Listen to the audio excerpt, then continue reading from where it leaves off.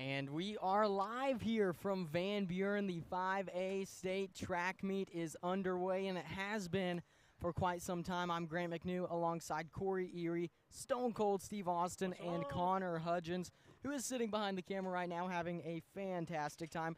We also have a special guest in the booth with us today. Say hello, special guest. Oh, Carl. I don't know what's worse, Carl or my mini hats. Carl. You have a lot of hats over there. I have worn several hats today. That is true. Guys, we've seen some events because it is a track meet, and we've been here for a while. We have been. Would you like to talk about said events? You know, what I've seen thus far is completely unexpected weather when we got here. Yes. An interesting setup in our broadcast position, one that maybe we've never done before, in the bleachers outdoors. But that's okay. I mean, there's this. It's not. I mean, it's a nice facility for track, but the press box is made for track, and it's not made for broadcast, and that's okay. For some reason, they didn't have Eagle Vision in mind while building the facilities. I can't imagine why the Van Buren Pointers would not have Eagle Vision in mind. Baffling. Who chose black shirts today, by the way? I believe that was you. Oh, no. Corey. Also, the man of many hats chose the black shirts when we got the sun staring us straight in the face. But they were nice this morning when it was wintertime. It was. It reminds me of a home Valonia Eagle football game in September. Yes. Sun's right in your eyes, yes. Just less sweat. Slightly. Yeah, just slightly less sweat. You're not in my pants. You don't know. I'm like, I'm like a halfway Chris Lee. Almost a full body Almost sweat. a full body sweat. Not quite there, though. All right, enough of the bad Eagle Vision jokes. Back to the athletes. We've seen some really good efforts out of a lot of athletes. We've got some things that we have pre-recorded because, like field events are all but over. They're still doing the finals of the girls triple jump. We've got an athlete in that, in Jada Young, and boys discus is still going on, but our thrower has finished up his throws as far as we know there. So everybody that competed earlier and or the athletes that competed in preliminary heats of the running events that did not make the finals, we've got videos to show. Grant, you've got control of all that. You just let me know when you're ready to throw something in. We'll talk about whoever the athlete was. All right, well, why don't we start off with Maylee Leach over at the long jump from earlier this morning. Okay. I'm not sure which of us was there to record it. Anyone went to? That was Connor. Connor was there to record it. And you can see on your screen that's Maylee Leach performing the long jump there. Connor, why don't you tell us a little bit about what was going on with that competition? Well, she finished the highest of the Valonia long jumpers. That was her longest jump right there. I believe that was 16. 16, 6.5. 16, 6.5. She didn't make it to the finals in that event, but she didn't have a high enough score as her preliminary. She didn't improve her mark in the finals. So the way that the way the jumps work, or the way that the vertical jumps work is you get your 3 preliminary jumps. The top 9 make the finals, and then if you make the finals, you get 3 more jumps, and you get a chance to improve your mark, but you can't go backwards. So basically, she scored a 16-foot 6.5, good for 7th place, and 2 points for the Lady Eagles. It looks like we're setting up some hurdles. Not sure what this event is for. I think we ran. Oh, they're doing the finals. Yes. Yep. I remember track meet, right, Corey? Track meet. Track meet. So why don't we shift over again? Another jumping event. Corey, I think you were here at this one with Cannon Bartlett and Matthew Benzing on the triple jump. Why don't you walk us through that a little? Okay, yeah, I don't know which one you're showing first. Bartlett. Bartlett's up. He went. I could tell he was a little disappointed in his first jump. Obviously didn't talk to him or bother him while he was jumping, but after the fact, I talked to both him and Matthew, and they said it was first thing this morning. It was cold. The wind was blowing.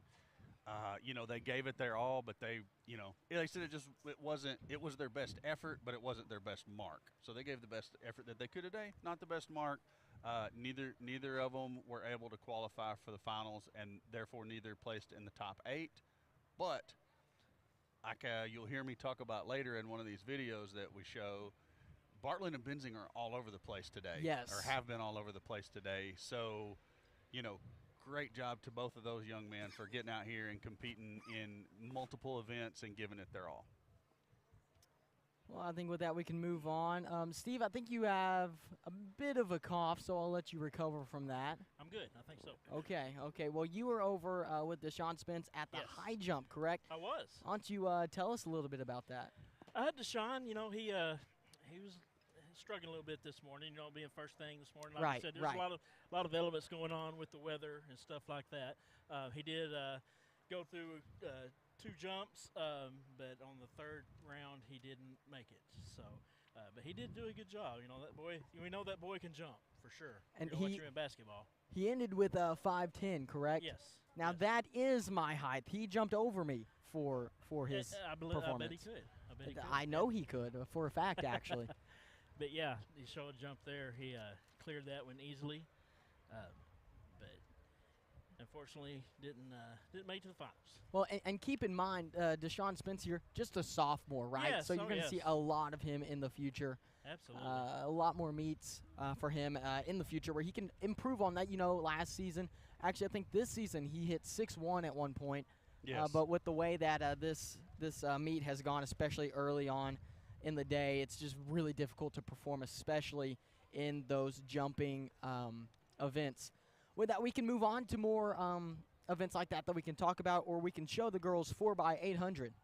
It's up to you guys. Let's see. Do we have time? We should have time because we're going to kick off these hurdle finals at 5:30, so we should have time to get the girls 4x800 that we had the call on earlier today. So let's kick it from us to us.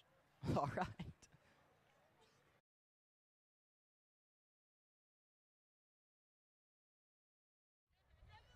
All right, we are here for the 4x800 relay. The girls, Valonia projected, I can't remember, Grant, if it's either 4th or 5th in this race. I actually don't know either. I forgot. It's right there. I talked to Coach Cron about it earlier. Projected 4th or 5th in this race. We do have an additional runner in here that we didn't have on our qualifying time that qualified us that should shave some seconds off. So Eagles looking to try to get in the top 3 here. Lake Hamilton, the team to beat. They have a phenomenal, under 10-minute qualifying time, so they're definitely the team to beat. And then the other teams are the ones from our conference, Van Buren, Mountain Home, and I can't remember who else beat us in the conference, but that is our competition here in the girls 4x800. A bit windy at our location. It is a bit windy. You think? Yes, just a little bit. Hey, it's a beautiful day for track, though, and Yes, we it are is. happy to be here at Van Buren High School for the 5A state track meet. Starting us off for the Valonia Eagles, that should be Carly Erie, somehow related to Corey. Not really sure where that connection is, but I claim her. I do claim her, yes. I was just giving you the opportunity to pick there. I appreciate it. All right, there we go. Gun up. We're ready to roll. Lake Hamilton up at that front group as well with Carly Erie. And they are off. Carly Erie on the front end on the outside for Valonia. She's behind the Lake Hamilton Wolf as we speak. And it looks like, I believe that is Lakeside that is behind her. Yeah, I'm not sure what Lakeside's qualifying time was, but that Lakeside runner is getting out to a good effort. I like seeing Carly pacing with that Lake Hamilton runner, but look at what's happening there, man. That Lake Hamilton team, their qualifying mark was amazing. They were under 10 minutes for a 4x800 relay, and that's very, very good for a girls' team. Yeah, and you can see that, I believe that's a Van Buren runner on the inside of Carly, as well as the Lakeside trying to get a push right by her. So you've got third place right now is Carly Erie in the 4x8. We'll get a couple other legs here in this 800, but she's got a whole other lap before passing that baton, Corey. It's a fun race, but it's a bit of a long race. It is. And let me tell you from experience, that 800 is one of the worst races on your body because it's not quite a sprint, but it's also not a jog either. Yeah, you never really get to set into a full out, just a, what do you call it? You get your stride, but it's like you're in between, just like you're talking about.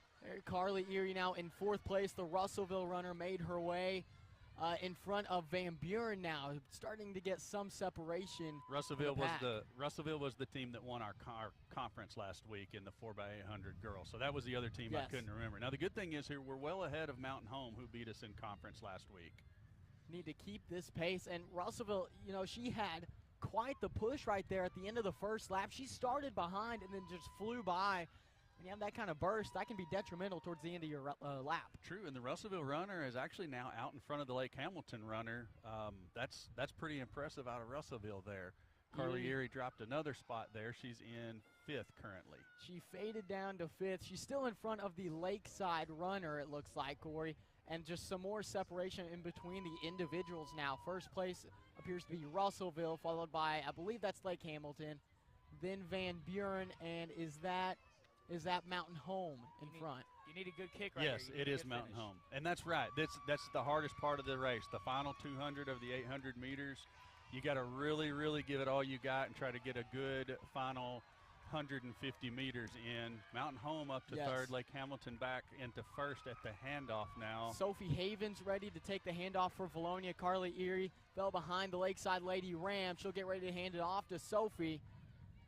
She'll take off. Sophie gets the handoff. It was a pretty clean handoff. Now she's down on the inside lane. So a little work to do there, Corey. Indeed. And the thing that stinks about our broadcast spot is we cannot see the split times. I would love to be able to see that. I don't even see where they have the clock up currently. But anyways, good run by Erie to open it up there. You got Sophie Havens doing what she can to pick up a little bit of ground here along the back stretch, as you see now. Yes. And she's maintaining some room there. I believe that's an El Dorado runner behind her. Yeah, that's exactly right. And El Dorado was picked to win the championship this year, too. They definitely are the team to beat. We need more points than them in this race for sure if we want a chance at winning the state meet this year. Lake Hamilton, there's a pack of 3 at the front that are really battling with each other. Lake Hamilton, Russellville, and Mountain Home. Mountain Home making a move to 1st. Here's what I like to see. Sophie Havens closing the gap on the Lakeside runner a little bit as we near the end of the first lap of 2 here from Sophie. Still a full lap to go. We'll get to see what's left in the tank from Sophie Havens, a young runner. I believe she's just a sophomore this year, Corey, so a lot of great things that we'll get to see out of her in future meets as she now is still reeling in that Lakeside runner. You know, and Grant, I feel like the gap between 4, 5, 6 and 1, 2, 3 has narrowed just a little bit, but look at Lake Hamilton and Mountain Home out here. I mean, they are definitely the top 2 teams in this relay event. And they've been going back and forth all race between 1st and 2nd. We'll see Sophie Havens still just behind the Lakeside runner, appears to slowly be making some ground on her. She's got a bit of a longer stride, Corey. And that's what you want to do in the 4x8 is you want to sit behind that runner, and right about now as she's going around to the last 200 meters, she needs to sit right behind that runner, let her take all the wind, and then kick at the end and try and get in front of her and even the Van Buren runner. Well, with the pace we're seeing, you may get both Sophie and that Lakeside runner overpassing Van Buren here shortly. They definitely look like the stronger runners, Grant, coming into this final 100 meters of their leg. And Lake Hamilton with a handoff as well as Mountain Home. They are head and shoulders ahead of everybody else as Russellville now will hand off as well. Sophie Havens with the last final push here in the final 40 meters or so, doing everything she can. It's going to be a pretty hotly contested race there between Van Buren, Lakeside, and the Eagles. Now Emma Taylor off for Valonia. Right now Valonia sitting in, I believe that is 6th place.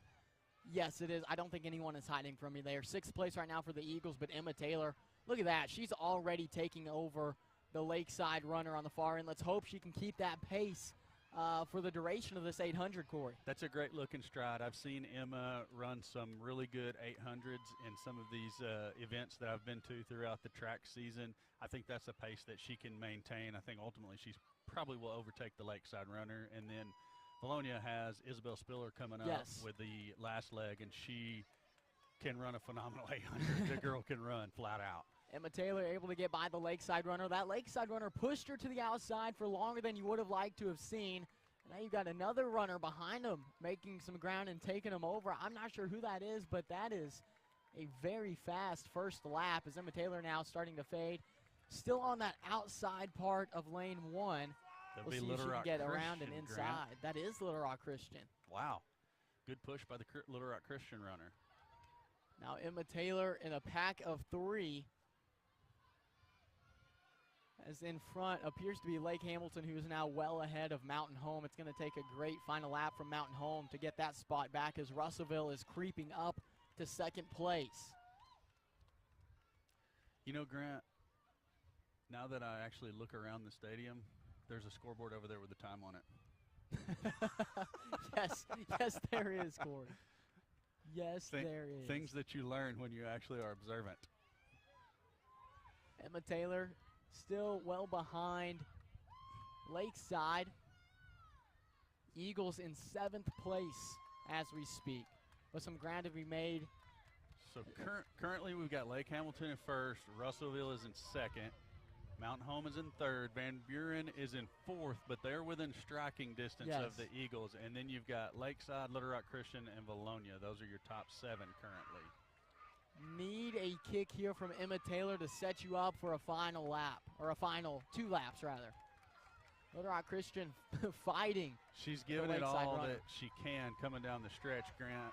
I think she spent a little bit of gas trying to catch Lakeside there on her opening lap. But again, we've got Isabel Spiller coming up, and I know she can run a 225-ish or maybe even under 800. So we'll see how it plays out. Isabel Spiller gets the handoff. She is off all alone right now. She's got ground to make up. This 800, 4x800.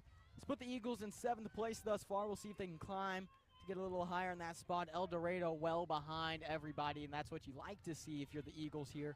But you'd like to see it a little bit better if you were higher up in those standings. And what I think what Isabel Spiller needs to do is to get up to that Van Buren runner and sit behind her for her this last 200 of this first lap, and then make sure she can sit and kick and make sure she can make her move and get around her and then get into 5th place, I believe. Yeah, and Lake Hamilton just crossed the finish line for their final lap while most of the rest of the pack still had a full 200 to get there. So they are definitely, there's nobody catching them. Russellville's going to get 2nd. I don't see anybody catching them. But we're still focused on Valonia trying to get up. And look at that, Isabel Spiller ahead of Lakeside. And she's going to catch the Van Buren runner as well. So we hope she can. We're shooting for the Little Rock Christian runner now. Right. Is what we're shooting for, because we feel confident she's going to outpace the Van Buren runner. Still have to fight for this final 400 if you're Isabel Spiller. Catching up so quickly in the first 400 can hurt you. We'll see if she's got that left in the tank, though. Lake Hamilton runner making the final turn goodness. down the home stretch Oh, here. my goodness. That's pretty phenomenal. Russellville not far behind, so they're in number 2. Mountain Home is one of those blue teams across the way. Yes. They're in 3rd. Christian is 4th. Isabel Spiller is about to take the Eagles into 5th place, and she is going to have to really bear down to close that 40 or 50-meter gap between her and the Little Rock Christian runner to get into the top 4. Little Rock Christian right now is lapping one of the teams, it appears. That's a strong pace from Little Rock Christian. I don't see really anybody at this meet being able to close that gap in this amount of time. So Isabel Spiller likely going to stay in that, 5th place? 5th place currently, yes. And that's quite the climb that she had to get back up there as well. It is. So, I mean, it looks like the Lady Eagles are going to finish pretty much exactly where they were projected. I think Little Rock Christian probably finishes a little higher than projection. The other teams, about what we thought as far as Van Buren, Russellville, and Lake Hamilton. A great finish there by Isabel Spiller. Eagles are going to run their 4x800 in about 10 minutes, 27, 26 seconds. Not bad, because our qualifying time was like 10:19, but you consider the wind and the conditions versus what it was last week for the conference. 10:26.64 for the Valonia Eagles, getting 5th place in that race, the 4x800 for the girls. Now, I'm not sure when the boys race, Corey. Should be right after, yeah. Wow. Don't you love track? I do. It's a different type of broadcast. It is. It's fun. This is the 4th time we've done this. It would have been 5th, but COVID got us that one time. Yes, it did. Have a good time with it. How about we take a quick break, and then we'll be right back to do the boys 4x8. Sound good to you? Back to the live. And we are back after that 4x800 race at the 5A state track meet. Guys, I'm tired. I keep accidentally great race there, Steve. You ran so fast. Man. But I've got a bit of a reveal for you guys here. We have a brand new scoreboard to put on the screen here, and I'm just gonna throw it up there. Look at that. Look at that scoreboard, Steve. What do you think about that new scoreboard? Wow. Man, you're like the scoreboard making king, let me tell you. You know, making scoreboards is what I do instead of homework. Fun fact. So before you leave for college, you're going to have to make a scoreboard for this upcoming football season. $200, Steve. I'm sure Corey can come up with that.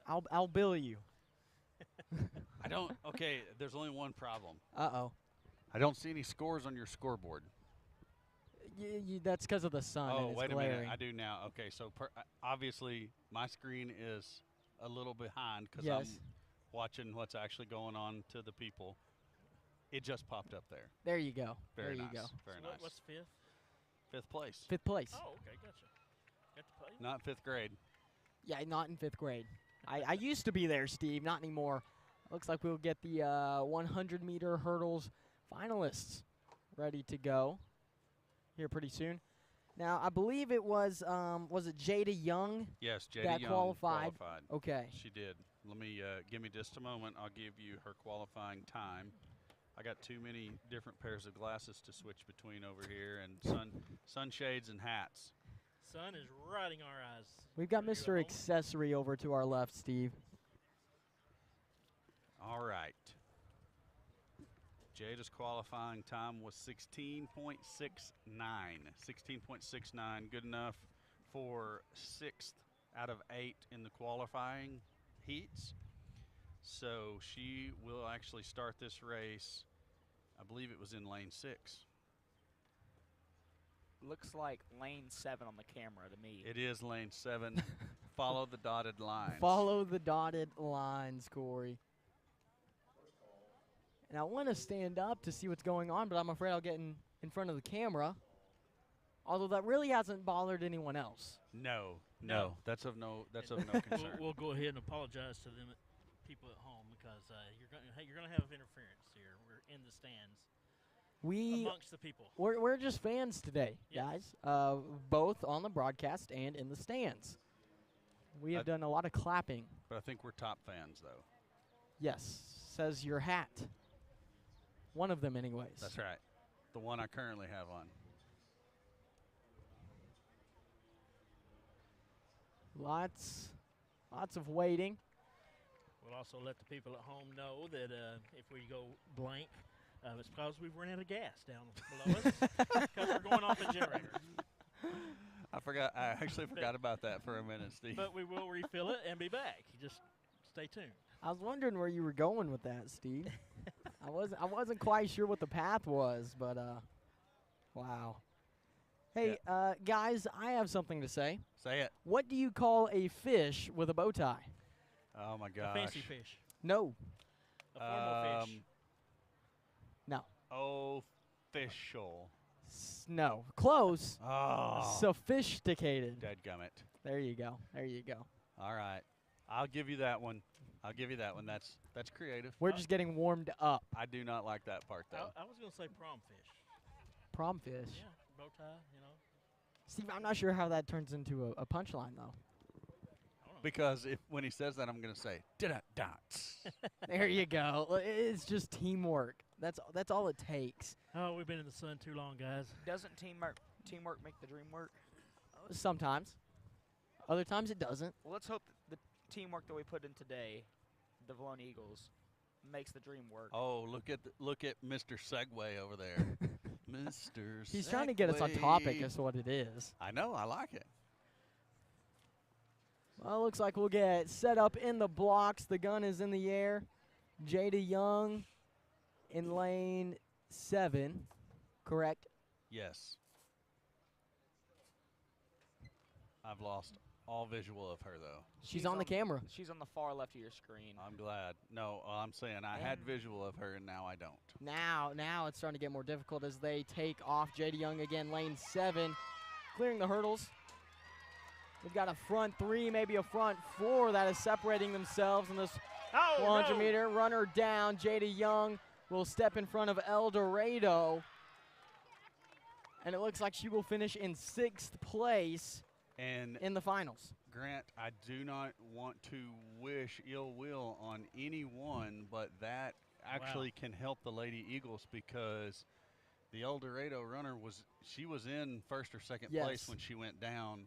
So she drops all the way down to 7th place. That's a lot of points that they gave back right there. That goes from 10 down to 2. Man, she goes to 8th. Wow. Looking at a replay of that, man, I hope they're okay. That was could you tell if it was? It looked painful. Did she kick the hurdle or did the runner next to her kick the hurdle? Both of them did. Oh, my gosh. Okay. I hate that. Yeah, so I'm not a fan of kicked hurdles because it usually spells disaster for somebody. El Dorado will drop down to 7th. El Dorado also had another runner who got 2nd. So they will end up with 11 points from that race. Jada Young for the Eagles will finish in 6th, so that should be 3 points for Valonia. And we have a bit of a scoreboard here for where the teams are. This doesn't have this race we just watched updated on here, but this is the girls' top 8 that you see on your screen. El Dorado in first place with 31 points. Russellville behind them with 27. Lake Hamilton in 3rd with 18.5. Nettleton sitting at 4th place with 15 points. Sheridan and Valonia tied at 5th with 14. Benton with 12 in 7th place. And Van Buren in 8th place with 9 points on the day. Again, all of that is subject to change. None of that. It will probably go up and down a lot throughout the course of this. It just has changed, actually. Just now. Well, it hasn't on our computer. I have refreshed it here on mine. Uh-oh. Valonia Lady Eagles currently in 2nd place. Oh. 2nd place. Wow. Yeah. Wow. They jumped all the way up to 2nd. El Dorado is in lead. Lady Eagles in 2nd, followed by Russellville, Lake Hamilton, Sheridan, Benton, Nettleton, and it really doesn't matter after that. So how many points are our girls at? Oh, okay. Yeah, El Dorado currently at 46. Valonia at 27 and a half. That's what my computer says. Boys got a little bit of work to do. They're sitting in 6th place according to this latest refresh. Jonesboro leading the boys division.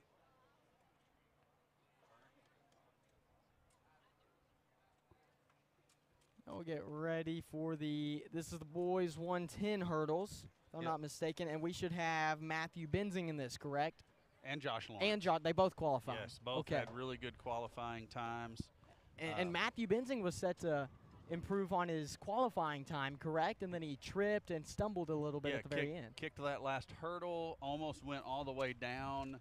He was actually leading his heat at the time. Yes. Ended up getting 2nd place, and it cost him, you got to feel like it cost him at least a half a second, maybe more. So he certainly stands to improve on his qualifying time.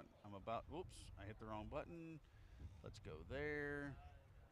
All right, yeah, Josh Lawrence qualifying time 15:48 was 3rd in the qualifying, and Matthew Benzing 15:53. He was 4th in qualifying. So both runners there in the top 5, and we expect them to do very well in the finals.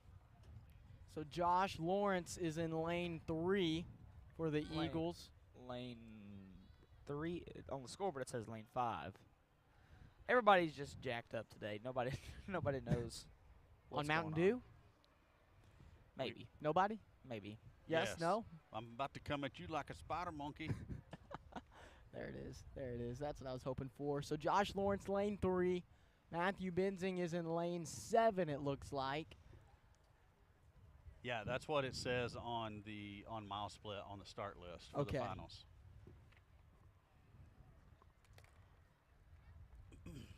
I'm ready to go. The runners. Not quite. Not quite. It feels like there is a whole bunch of spectators at this state track meet. I tell you. But I don't know that there's any more than normal. It's just the packed in. spectating area is so compact. Everybody's really getting to know one another. Runners on their mark. They are set, and they will go. Josh Lawrence towards the middle lanes, sitting at lane 3. He's jumping out. He's going to fight for first place. Matthew Benzing just behind that group. Josh Lawrence still fighting for first. Josh Lawrence, he may have dropped down to third with Matthew Benzing right behind him, either a fourth or fifth. Either way, that's a great run. No, Josh Lawrence got first. Josh Lawrence won it. Wow. Josh Lawrence got first by .04 second, just in front of Brody Patterson from Mountain Home. Wow. Josh Lawrence won the 110-meter hurdles. Wow. That is absolutely amazing. Look at that. Adrian Karenko down at third with Mountain Home in second. Somehow they don't have Matthew Benzing on the board. Yeah, Matthew Benzing is did Matthew Benzing just run for somebody not named Matthew Benzing?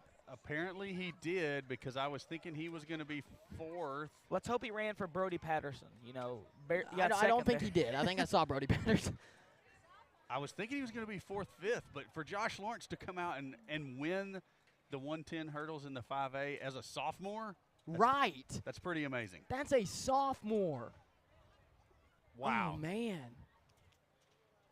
That is impressive right there. That is something else. And he didn't win his heat, did he? No, Josh did not win his heat. He did not. And he just went out and beat the guy that beat him. But maybe he was saving a little bit in the tank for the finals. He was saving a little in the tank. Who knows? Exactly. Who knows? Now, I'm not sure what race is next. Wait a minute. Uh-oh. Now they're He did get third. What in the world? Now they're re-ranking the hurdles on the board. Benzing got fifth. Looking at it, I think he did get third. That's what I thought. I knew I wasn't going crazy. But why did they put his name up as first on the board? I think they had, it looked like, well, are the times different for everybody? No. What is the first place time? It's is it still the same time. They've just rearranged the names. Maybe that's what, Connor mentioned at the beginning. They had all the lanes messed up with the names. That's probably what it was. Well, here's what I want to say about that. They had Lawrence in the first lane. Why timing? That sucks, just flat out, because we all thought Josh had won. It's still a great race, and Josh Lawrence phenomenal. I mean, everything still holds true. Still a sophomore. That's still something you put on a highlight reel. Absolutely. Hey, he medaled. He made top 3. Yes. So outstanding job. Benzing was fourth.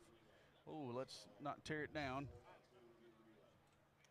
Hold on to it, Corey. Yeah, you gotta I keep got your it. hand. Anyways, great race by Josh Lawrence. And Matthew Benzing. Third and fifth place, I'm sorry. And again, like we said, Josh Lawrence just a sophomore, Matthew Benzing just a junior. We get more time out of both of them. All right, let's see here. This is going to be the girls' 100-meter finals. We don't have a racer in the race, so do you want to catch one of our field event athletes that we have not done? Yes, we can catch a field event athlete. Why don't we jump over to, let's see, did we cover, let's go over to Mia Fortson from pole vault. That's actually where I was, so I can talk about that a little bit. Now, Mia, interestingly enough, just a freshman coming up. I believe this was her second high school meet ever. Came into conference, correct, qualified for state. She went up and jumped. I believe it was 8.6. It may have been 9, but I think it was 8.6, which tied her PR. I think it was 8.6. 9.6. 9.6. Yes. Was I messed up there? 9.6 is what she jumped at conference, or what she vaulted at conference. Okay, so 9.6. She got 9.6 then, which as a freshman is incredible, and she actually got, I believe, 5th place here in state as a freshman. You can't say that enough times. Say it again one more time. She's a freshman, got 5th place, and I got to see her final one that she made, and she gets over the bar to tie her PR, and then jumps up and starts clapping and goes, yeah, it was awesome, Corey. It was awesome. It was funny, Steve. Well, let's see it. Well, that part wasn't on there. Oh. Yeah, she did it after. I was like, okay, she got it. And then I said, oh, no, I missed it. I said it all out loud, too. Everyone thought I was crazy. Sad enough. That's not the first time. Oh, yeah, but it was a great performance by her. A lot of that's points that the Eagles weren't projected to get, by the way. That 5th place finish from Mia Fortson. I think she was projected to win 2 points for the Lady Eagles, if I'm not mistaken. Yep. So she ends up winning 5th place, 4 points, correct? Yeah, she cleared that easily. That's the name of the game. All right, what else you got for me over there? Why don't we jump over to long jump? We've got one Lexi Heston. Steve, you were there, correct? I was. That's high jump. High jump, rather. I can't read very well today. I was. High jump. She did a good job. She jumped high and over the bar, and it didn't fall. It didn't. I'm not sure how far she got because I didn't stay the whole time, but she did a good job. And then we've got another Lady Eagle at the high jump. Now this one is very interesting, and you guys know exactly why. Why don't you tell us about it, Steve? Maylee Leach. High jump. Steve. Do you want a hint, a blank? Steve? Yes. School record. Yes. Yes. School record. Rhymes with Shmuel Meckard. But we got to see her try to go for the 5A state record, right, guys, at a 5.8. Didn't get it. Oh, okay, I'm with you now. Yeah, 5.8 was the state record attempt. She cleared 5.7, which is a Bologna school record. Yes. Showed out today, won the 5A meet for girls high jump. Outstanding performance by Maylee Leach. And I think that's a school record that will likely stick around for a little bit as well, by the way. That is a tough one to compete with. 5.7 on the high jump. The crazy thing is she's probably only like, what, 5'?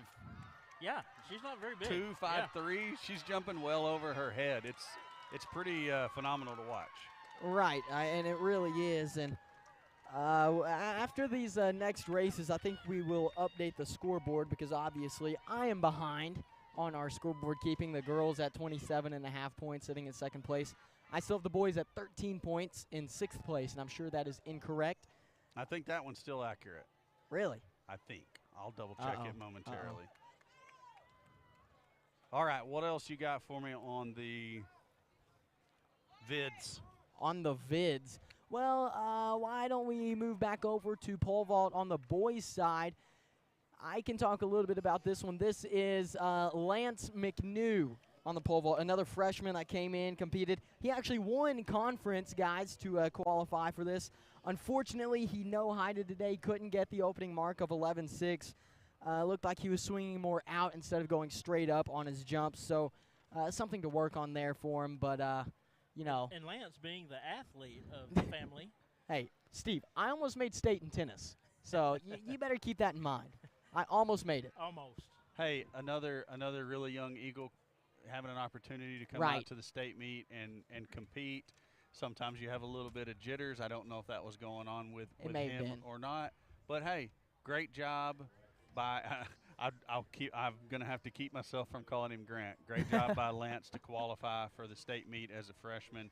And I mean, he's got many more years left to compete, and we know he's gonna do well for us as time goes on. You have a good point there. You know, you come in on the big stage with the big boys, you got to be feeling a little bit of some butterflies and stuff going on. I agree. I mean, it just has to. You know, you see it even kids that, you know, are sophomores that are on the basketball team, they get their first chance. There's a little bit of jitters at first until they can take that breath and say, okay, I can hang with these guys. You know, and it's just like, you know, when Grant's come on with Eagle Vision, you know, he come on with the big boys, and it took him a while. I don't think Grant talked for the whole entire first year he was on Eagle Vision. He didn't. He was pretty quiet. I was learning. He was afraid Drake was going to whip him on the way home. Then he started talking about apples and trees and basketball is where I came out of my shell. And then he got really excited in Linda Marie's, and he was banned from going back in there.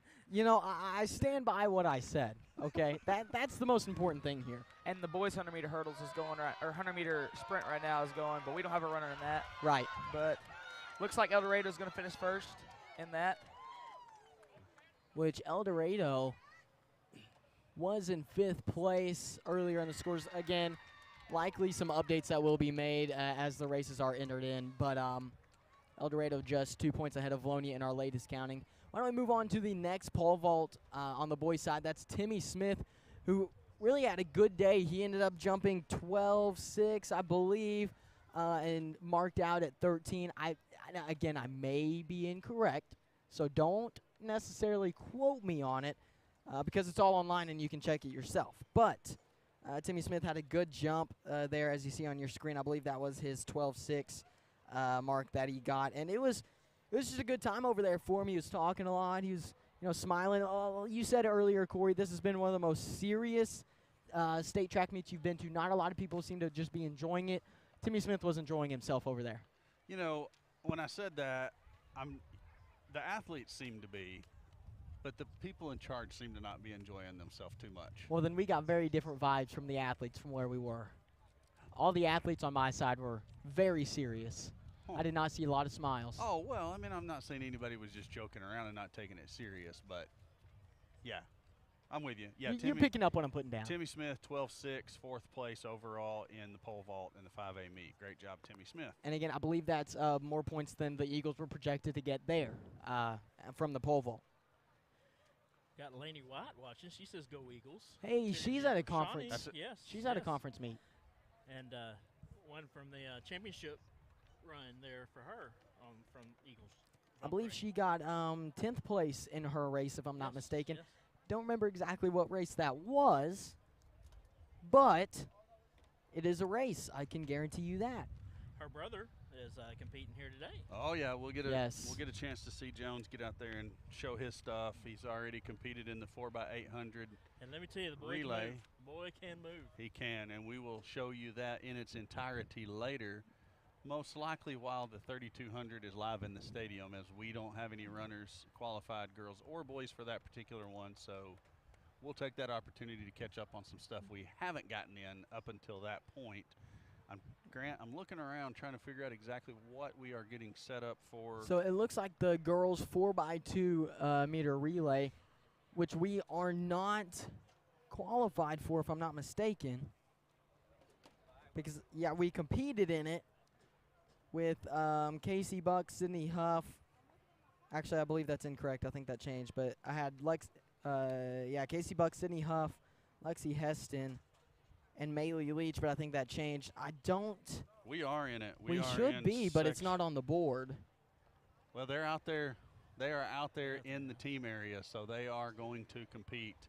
But they're going to be in the heat number 2, so I don't know why they didn't run preliminary on this one like they did the other relays, but either way they did not. So somebody's going to have to do some penmanship, and I'm going to do it this time rather than trusting Connor's riding. And because you can't read Connor's riding. Connor can't read Connor's writing.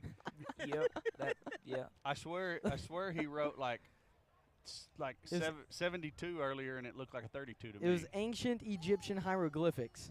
That at best. You know we love you, Connor. Carl agrees, Barely. though. You heard Carl, right?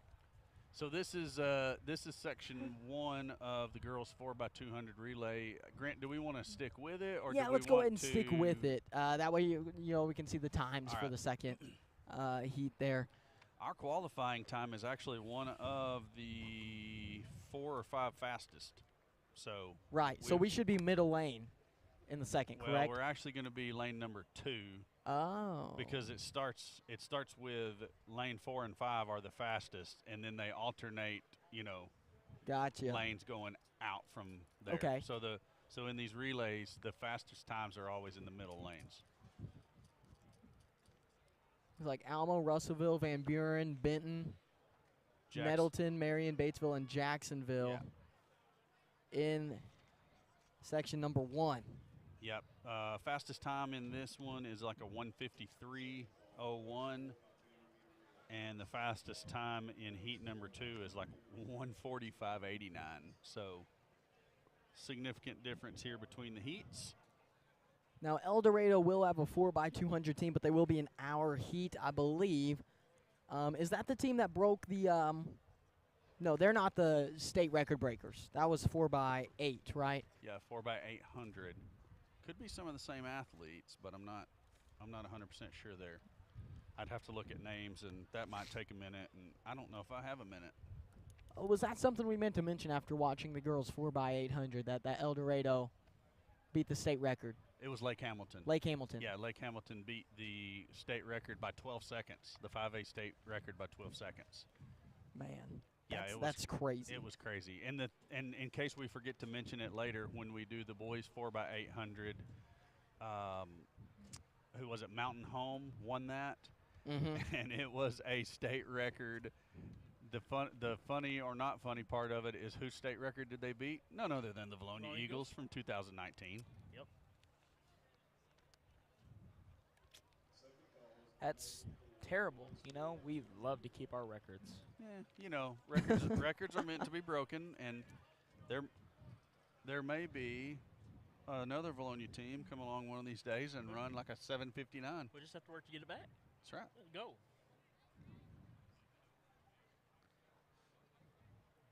Do we see the gunman? Because I don't see the gunman. The gunman's going to be probably, yeah, he's up there underneath the scoreboard now. He was given all kinds of instructions to every single individual runner. Do you think he told them to run fast? I'm going to say that's probably step number 1. Hey, guys, don't run slow. You don't want to go slow. Now, in some races, you do want to keep a pace, but in the 4x2, 4x200, you just go. I think it's called pin your ears back. Hey, Corey, Yo. what do you call a cow that doesn't give you any milk?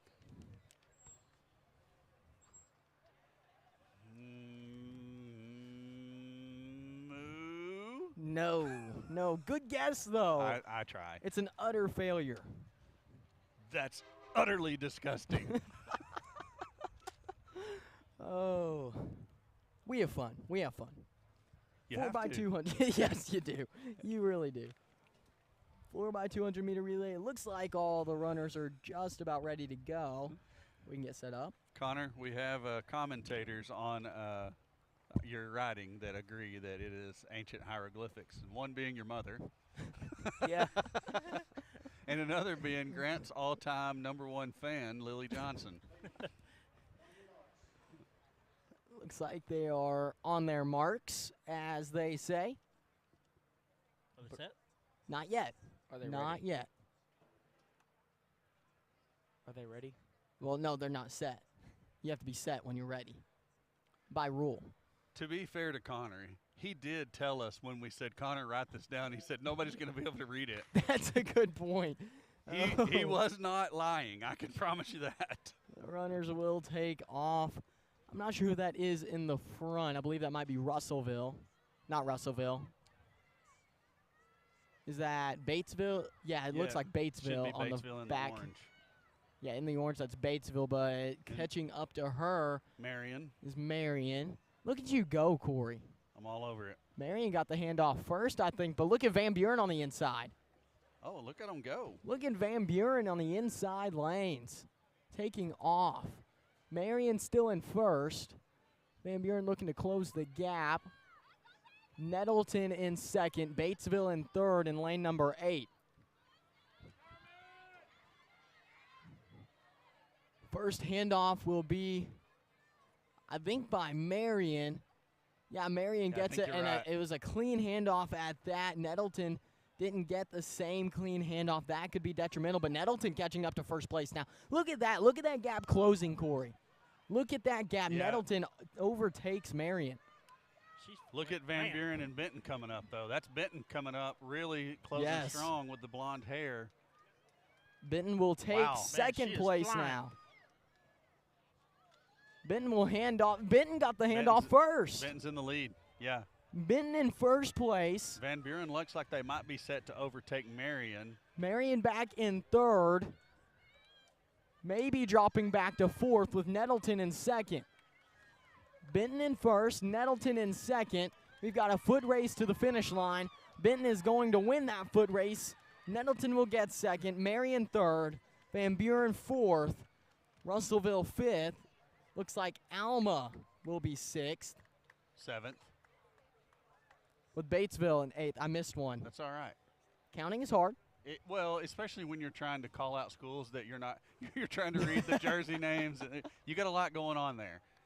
Hey, I'm here to help, though. I'm here to help. High five, Corey. Okay, so let's see. The top time in that heat is. Oh, it's because Jacksonville did not score. There we go. That's my excuse. Okay. So yeah, your count was right. I was just assuming there was 8 in there. That's why I said 7. Hey, my bad, buddy. Double high five. That's right. A minute 50 flat. 1:50.07 is the first top place. time Yes. in that heat. 1:53.41 is fourth place. That's fourth? Yes. Okay. All right, that's all we need to know where the Lady Eagles will stack up here after our heat. did you write in ancient hieroglyphics or did you write in Oh, Korean that writing? is so legible. I That wrote is in incredibly numbers that you can legible. actually read. I can read it from here, and I'm like 10 feet away. Yes, I know. So glad you put me on the camera instead of writing. Well, hey, we try to play each member of the team to their strong points. We figured out early today writing was not yours, so we changed your position. It's okay. We're sending you home with a writing tablet. Like, yeah, the old Big Chief style Yep. with the big lines and the giant pencil. Give me a Yeah. chisel. All right, Give me yeah. a chisel and some stone. Yeah, you would. Hey, it would be easier to read if you did chisel it in stone. Oh, poor Connor. Hey, it makes it even more funny when the guy who's getting joked on is joking on himself. I That's like it. true, yes. Oh, man. Lady Eagles are going to be in lane 2 by my count. Grant, what is your count? My count is lane 2 as well. All right. It looks like, is that Sydney going to start it off? That is Casey Buck. Casey Buck Jinx. is. Jinx. Pinch No, poke, I pinch. got you. I got you. You want me to Timeout. go? Sorry, I was Casey winning Buck a jinx. is not the starting runner. She's going to be. She will be the final leg. So up there is, I believe that is Sydney Huff. Actually, Casey's going to be leg 3 because she would run it around to the other corner where Lexi Heston should be for the 4th leg. Okay, yes. So Sydney and then I think Maylee. Yeah, Maylee Leach is lined up over there for. Do we have Lexi Heston in here as well? Because that was the original 4, Yeah. but we didn't see them in the prelims. See, Lexi is over there with the you can see her kind of walking around. Yes. Okay, so we ran the prelims with a different 4. Now we've replaced them with the normal 4. There was no prelims on 4x200. That's why. That's yeah. We're confusing it with the 4x100 prelims. We could really Corey, use a what would Carly I do Erie without right you, now. Corey? I don't know. You would still get counts wrong because I would think there's 8 members in the race. I'd be like, no, Grant, that's 7. I surely counted 6. we could really use a Carly Erie right now to tell us We who's could. who's all on Keep- the team. Keep it straight. Okay, so officially it's going to be Sydney Huff to Maylee Leach to Casey Buck. No. Casey Buck's last. We don't know what we're Who's talking on No, about. first? no. Who's- The what's on last first? leg gets the baton over there and comes around to here. Lexi's the last leg. You know, mathematically, We don't know that what makes we're talking about. sense. Mathematically. Okay, I could go with that. That makes a lot of sense. All right, so Sydney Huff starting us off, correct? Well, we went over it Yes. about 1,000 times, so It's hot, but it was cold. It's Then been it was warm. It's been a bit convoluted. Even though Now we've it's said hot. it 1,000 times, it has been convoluted. I met you guys at 7-ish a.m. today. That's Don't- usually when I wake up for school. Don't go with the ish. That's Just Yeah, just tell us you yeah. were late. 7:05. 7:10. No, not that late. Sydney Huff will take off in lane 2 for the Lady Eagles. Sydney Huff. Projected Sounds- winner is Arkansas High School, Yes. just to the inside. No, 2 lanes to the outside of us. The first handoff of the race. Looks like it may be from the middle lanes here as they start to move towards first. And yes, it is the middle lane. I'm not sure who that is. It might be Nettleton or Jonesboro. I can't tell. El Looks like Dorado coming Jonesboro. up strong, though. Yeah, El Dorado making that push from the inside part of Jonesboro. Everybody will stand up. We can't see what's happening. But El Dorado fighting Jonesboro for that first place spot, and they will take it. Arkansas High dropped back to 5th place now with Maylee Leach and the Eagles sitting in 7th. Maylee Leach will hand off to Casey Buck now. Casey Buck on the move for Valonia. Inside lane, she's got ground to make up, but with the inside, she might be able to do it on this curve. Yeah, I think so, Grant. She's definitely going to overtake the Marion runner. She's going to have a good shot at the BB runner down the back stretch there. There you see Casey Buck on the straightaway. She might be gaining, I think she is gaining on that BB runner, reeling her in, Corey. Yeah, it's going to be really fun on this final leg as Heston has the stick really clean handoff That was a over that great way. handoff. Lexi Heston now on the inside lane. Lexi Heston on the curve, needs to get going right now. She's moved up another spot, Grant. Now she's looking to reel in the actual Arkansas high runner. We may beat the predicted favorite. 100 meters left in this race. El Dorado well ahead in first. BB in second. Jonesboro third. Arkansas High in fourth. Heston pushing for that fourth spot.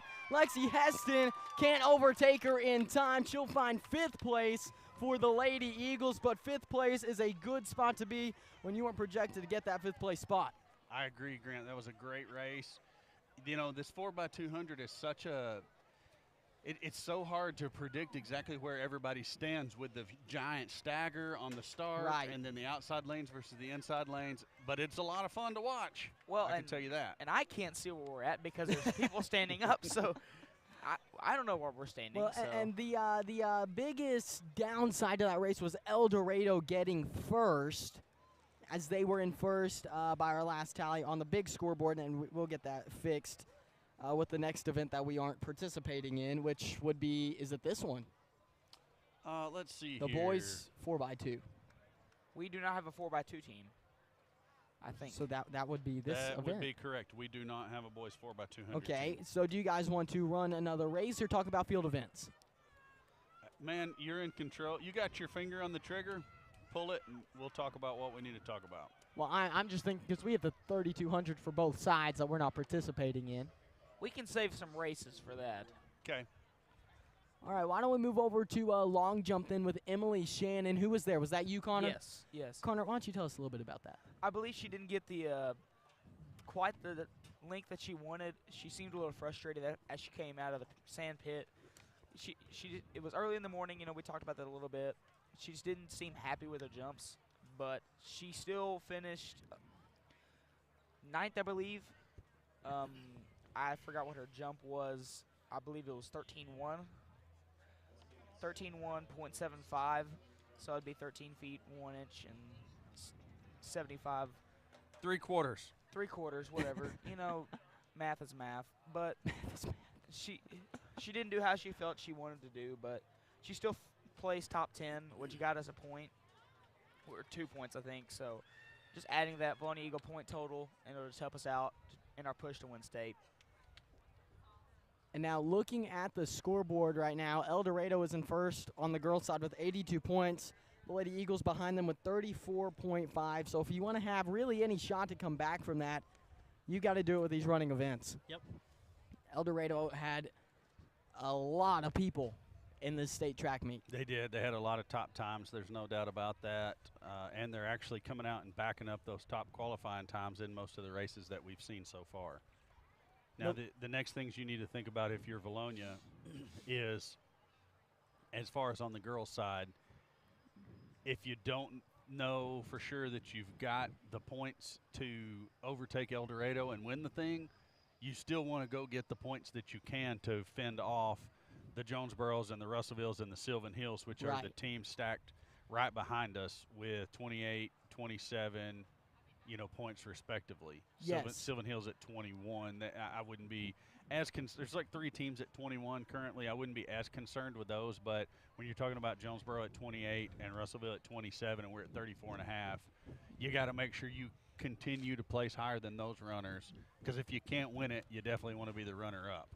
Right, and it's a super cool thing, though, to see the Eagles competing so well against these schools when you take into account the size difference of all of these different schools. Valonia, obviously, not the biggest town, right? Correct. Matched up against the Jonesboros.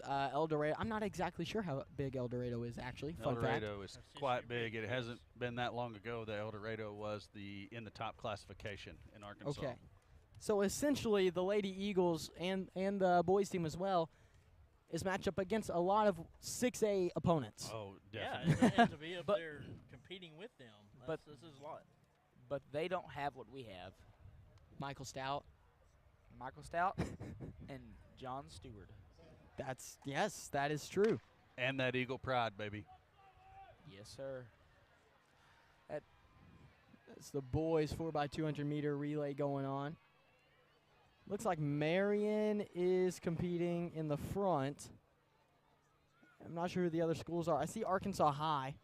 But looking at the standings, guys, the Lady Eagles came into this this track meet On the virtual meet, projected 8th, with everybody that showed up and actually, participated in their events. They were projected, I believe it was 5th. Now looking at them, they're in 2nd place, and they control their destiny in the majority of these following races.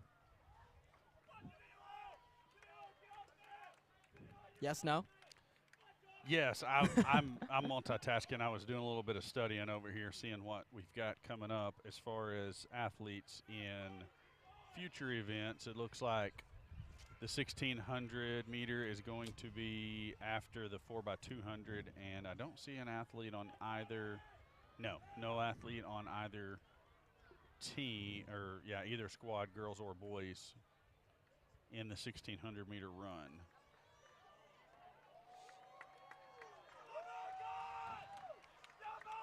And right now we're reaching the last stretch of the 200-meter relay, and it looks like Benton is going to win this one. I believe that's Benton. Yes, that is Benton, but he's getting chased by Siloam Springs. Siloam, maybe. He might have beat him. Maybe. Siloam Springs might have jumped ahead at the very last moment. It's going to be close. Photo finish.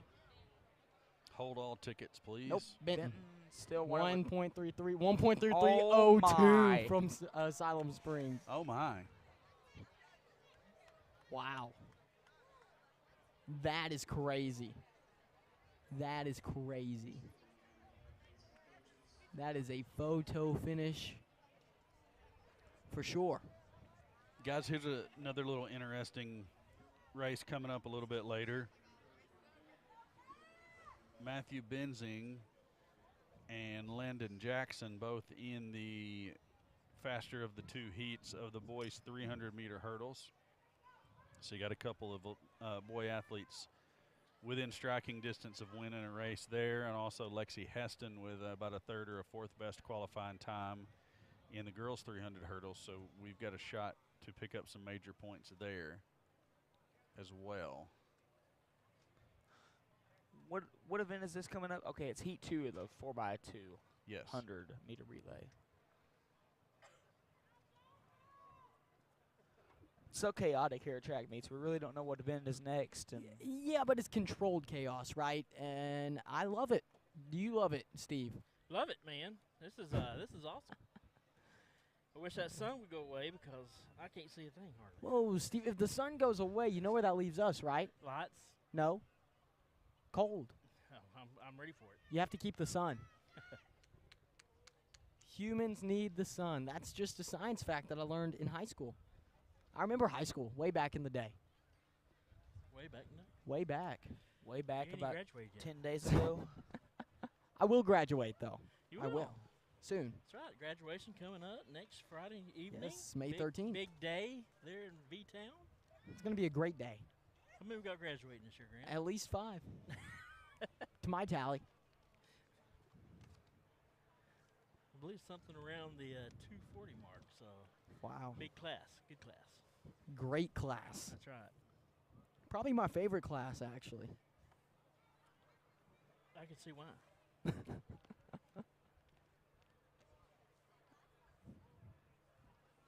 We'll get another heat of the boys 4x2. Steve, your favorite team is participating in this one, the Greenbrier Panthers. Greenbrier's here? Yes, they are. You got Cooper Wilcox. I believe that would be the first time I've heard them today. I think you said that in one of our recordings, actually. We could run another field event if we wanted to. We have enough time. We could. Would you like to, Connor? I mean, I believe we should. That way we have time later to talk about other events if we need to. Oh, we'll have time. We'll have time. What do you want to run, Connor? How about we did Emily Shannon long jump, correct? Yes. Why don't we jump it over to Jada Young at the triple jump? Who had that one? Was that also you, Connor? Yes. Yes. Let me hear about it. So her first jump, she scratched, and she didn't seem very happy about it. But I She wouldn't can't- be either. yeah, yeah, she came back and she had a great jump. Then her next jump, I can't believe what she finished in there. Corey, do you have that pulled up? I don't, but I will in just a moment. I got to get one of my mini hats to cover my. But she seemed very happy with her last 2 jumps, and then she came back for the finals, and I think she did better than she did in her pre-qualifying or prelims. So I think she did a great job there. I really don't know what the height was. The distance was 34 foot 8 inches.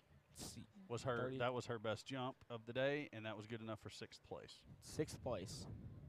And she's an underclassman, right? She's a sophomore, right? Jada is a sophomore. That is correct. So, like we've said before, many Eagles are underclassmen, lowerclassmen have a chance to become better in the following years, and just a great future for Vaughan Eagles athletics. Heretofore, we should refer to all Eagle athletes under juniors as eaglets. Eaglets? I don't think I agree with that. Okay, actually. never mind. Kind of like the Wampus Kittens. Okay, yeah. Conway. When you say it I was that thinking way. Devil Pups from Morrilton. That too. That's another thing. You know what? Why do you make me hate myself? We're gonna take a moment here. This is a new segment we have called Grant Complains About Mascots. Okay. Here I've talked a little bit about mascots being the wrong color, right? Bears aren't blue. Sylvan Hills Bears aren't blue. Okay. But when you take the younger generation of your school, and you call them, say you're the Lions, and you call them the Kittens. You know, why? Right? Just why? Because you don't like them. That's the vibe I get from it, right? Just call them part of your school. That's how I feel about it. Yeah, it was. I'm sorry that we did that over Jada Young triple jumping. That's okay, Jada. Great job triple jumping. Corey, poor execution on eaglets. How about that? That was a cool name. Agreed. I disagree, though. I disagree with the cool name part. I wonder what Carl thinks. Carl doesn't get a vote. And I think Jonesboro might have just won the 4x2. Oh wait, no. I thought they just got done, but that was through 400 meters. They won the first half. They won the first half. Look at that. Now El Dorado stepping up. Connor, are you getting nervous? Why would I get nervous? The Maloney you Eagles called are it. in the race. You called it, Connor. You called I'm not Jonesboro. pulling for either team. No, but you called for it. Now you're going to be – wow. That handoff alone put him ahead. Did you see that? Prefer – and now they're going to fight back. Oh, my. This is a race. Connor, get the finish of this. I would prefer El Dorado lose, but, you know. Look at this. There's no way you can get the finish. I got a little bit. And El Dorado just pulled ahead. My. For a second, Jonesboro was battling. And just like that, El Dorado zoomed by, as the kids are saying these days.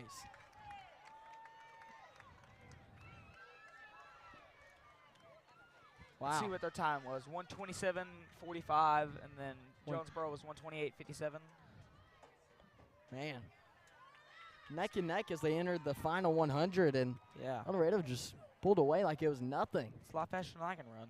Steve Greenbrier got last place. I hate that. I hate it. Well, but they still got a 133.9, which is crazy. That's crazy. That's crazy fast because it was, even though it was last place, it was in the fastest heat. Yes. But I hope they had fun. And I hope all of the teams have fun, Steve. Yes. They were only 2 seconds away from being in the top 4, is the craziest part. You know, 2 seconds doesn't seem like much until you see the amount of gap on the track. It's and no, I mean, I'm not slighting anybody or anything like that. I'm just saying you're looking at El Dorado as far ahead as they were of Greenbrier, and that only being 2 seconds on the clock. That's crazy. You know what I'm loving right now? It's not McDonald's. The cloud. The cloud? Yes. Stay there, please. I caught that, Corey, by the way. That was good. That was good. Now the 1,600-meter run. Guys, I don't like to make a lot of predictions for these races, right? I think that you the can Eagles make are this not one with participating. ease. Yeah, I think I'm going to take no Eagles are in it. Okay, I'm going to take Olivia Pielemeyer. Yeah, I would too, and I would double down on that bet because I've seen Pielemeyer run over the years, and she's pretty great at the distance runs. Now watch out for Presley Roberts to make a move as well, though. What team is she on? She's from Lake Hamilton. Lake Hamilton. She dominated last year. Now she's got another year here of the state meet. If she was for Greenbrier, Steve would go for her. But she's not for Greenbrier. Steve loves the Panthers. I am Panthers. Are you Steve trying to bleeds blue. Is Steve gonna enter the transfer portal? I know for a fact he's had a Panther as his profile pic on Facebook before. That is true. He has. That was because I lost a bet. That was now. We're let's not get going this to. straight. We don't have to quantify anything. It's just a fact of the matter that Steve had a Greenbrier Panther as his Facebook profile picture. Thanks to Sean Hamilton. Are they giving you more NIL deals than Eagle Vision is? Are you entering the transfer portal for more NIL? We have Brahms. No, they are not. It's about the same. So you're just going for the better atmosphere, for the better. He likes the blue. He likes blue. No. Oh, Corey. Oh, Corey. Mate, the temperature has changed just because of that cloud. That is Yes, awesome. it feels so much better on my many sunburns. Oh my gosh, I'm so sunburned. We're back to spring again now. We are, yes. That is crazy. Oh, and we're coming back to summer. The sun's making its way back out. Unfortunately. Guys, I don't know if you know this or not, but I won something today. I heard about this. Yes. I shared Southern Harvest. I shared their profile pic that they had for a drawing, and if I didn't win the drawing. Did you cheat? I was in the same drawing. I think you did, Grant. Word on the I beat you? Yeah. Oh, that makes it even better. Word on the street is Stone Cold Steve Austin made a threat to Ronnie Mudbugs that if he does not win, Ronnie Mudbugs might find himself in the clink. This is not true. Guys. This is fake news. Let's just point this out that the Lake Hamilton has. It's been 1 minute 27 seconds, and look at the gap between first place and the rest of the pack. And Lake Hamilton is also 1, 2, and 3 right now, also. And 5. And 5.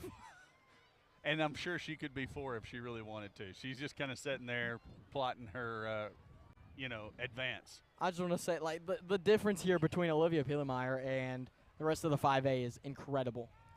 Especially only this far in the race. She's a phenomenal runner, no doubt. Hey, guys, this isn't the only Eagle Vision event we'll get to see in now or the near future. We've got softball state. Correct, Steve? We do. We do have that. Hopefully we'll be able to bring that to the viewers. And I believe that would do it for the season. That would. That would do it for the season. Steve's going to cry like a baby. I already have many times. That's one of your bigger contributions to the broadcast, I think, Steve. You bring the emotion. You know, it looks like she ain't even trying, and she's way out in the lead. Correct.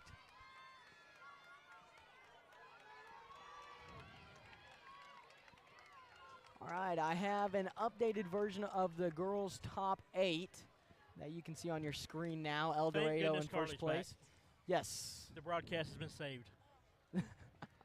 Is that a cow water bottle? And it does look like a cow water bottle. That's a cow. Moo. That water bottle moves.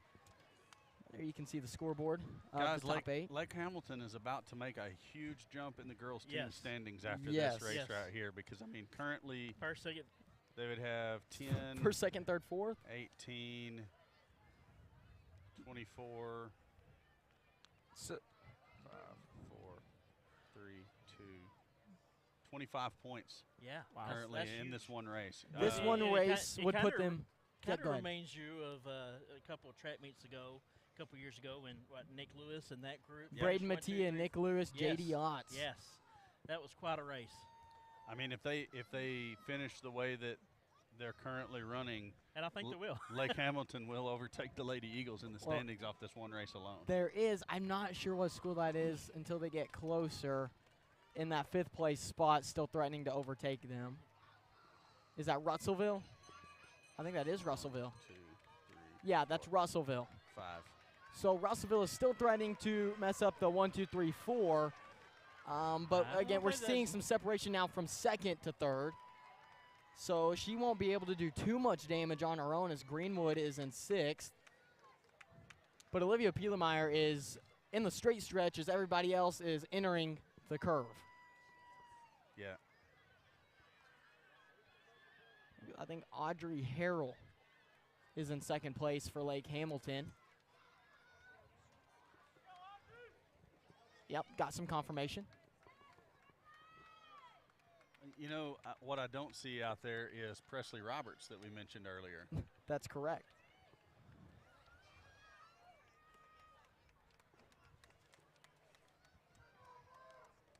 Lake Hamilton is just going crazy, but Russellville is right up there, now moving up.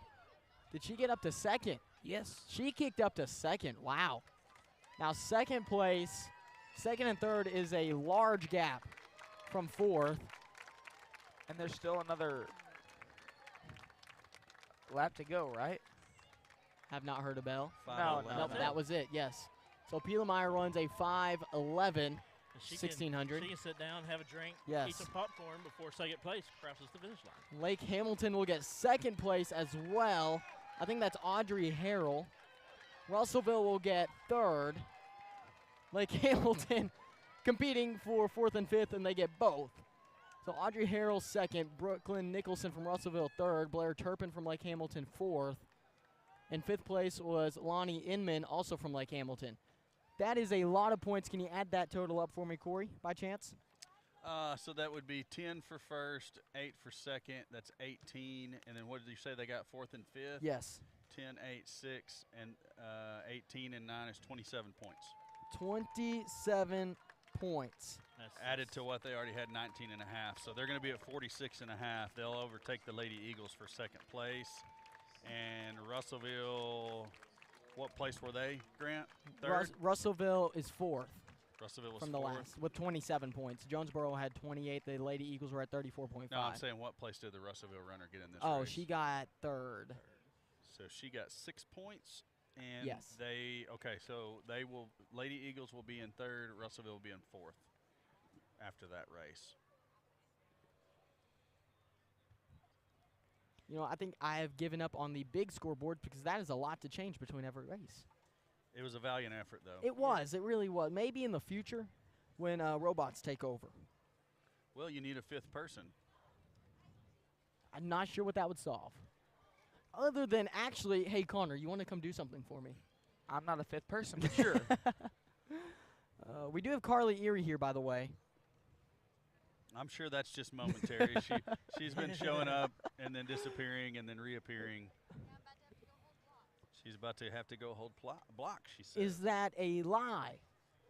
Oh, she said no. Now the boys 1600. You think we ought to go check that gasoline? Ooh, that's a good point, Steve. Maybe we should.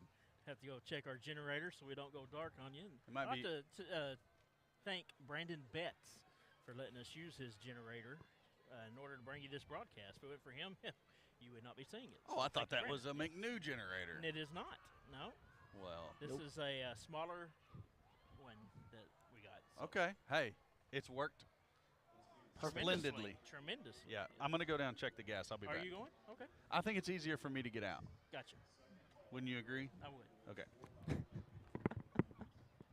All right, Steve. Fill her up. We're in control, Steve. That's scary. It is a little scary, isn't it? So we got any more events to talk about?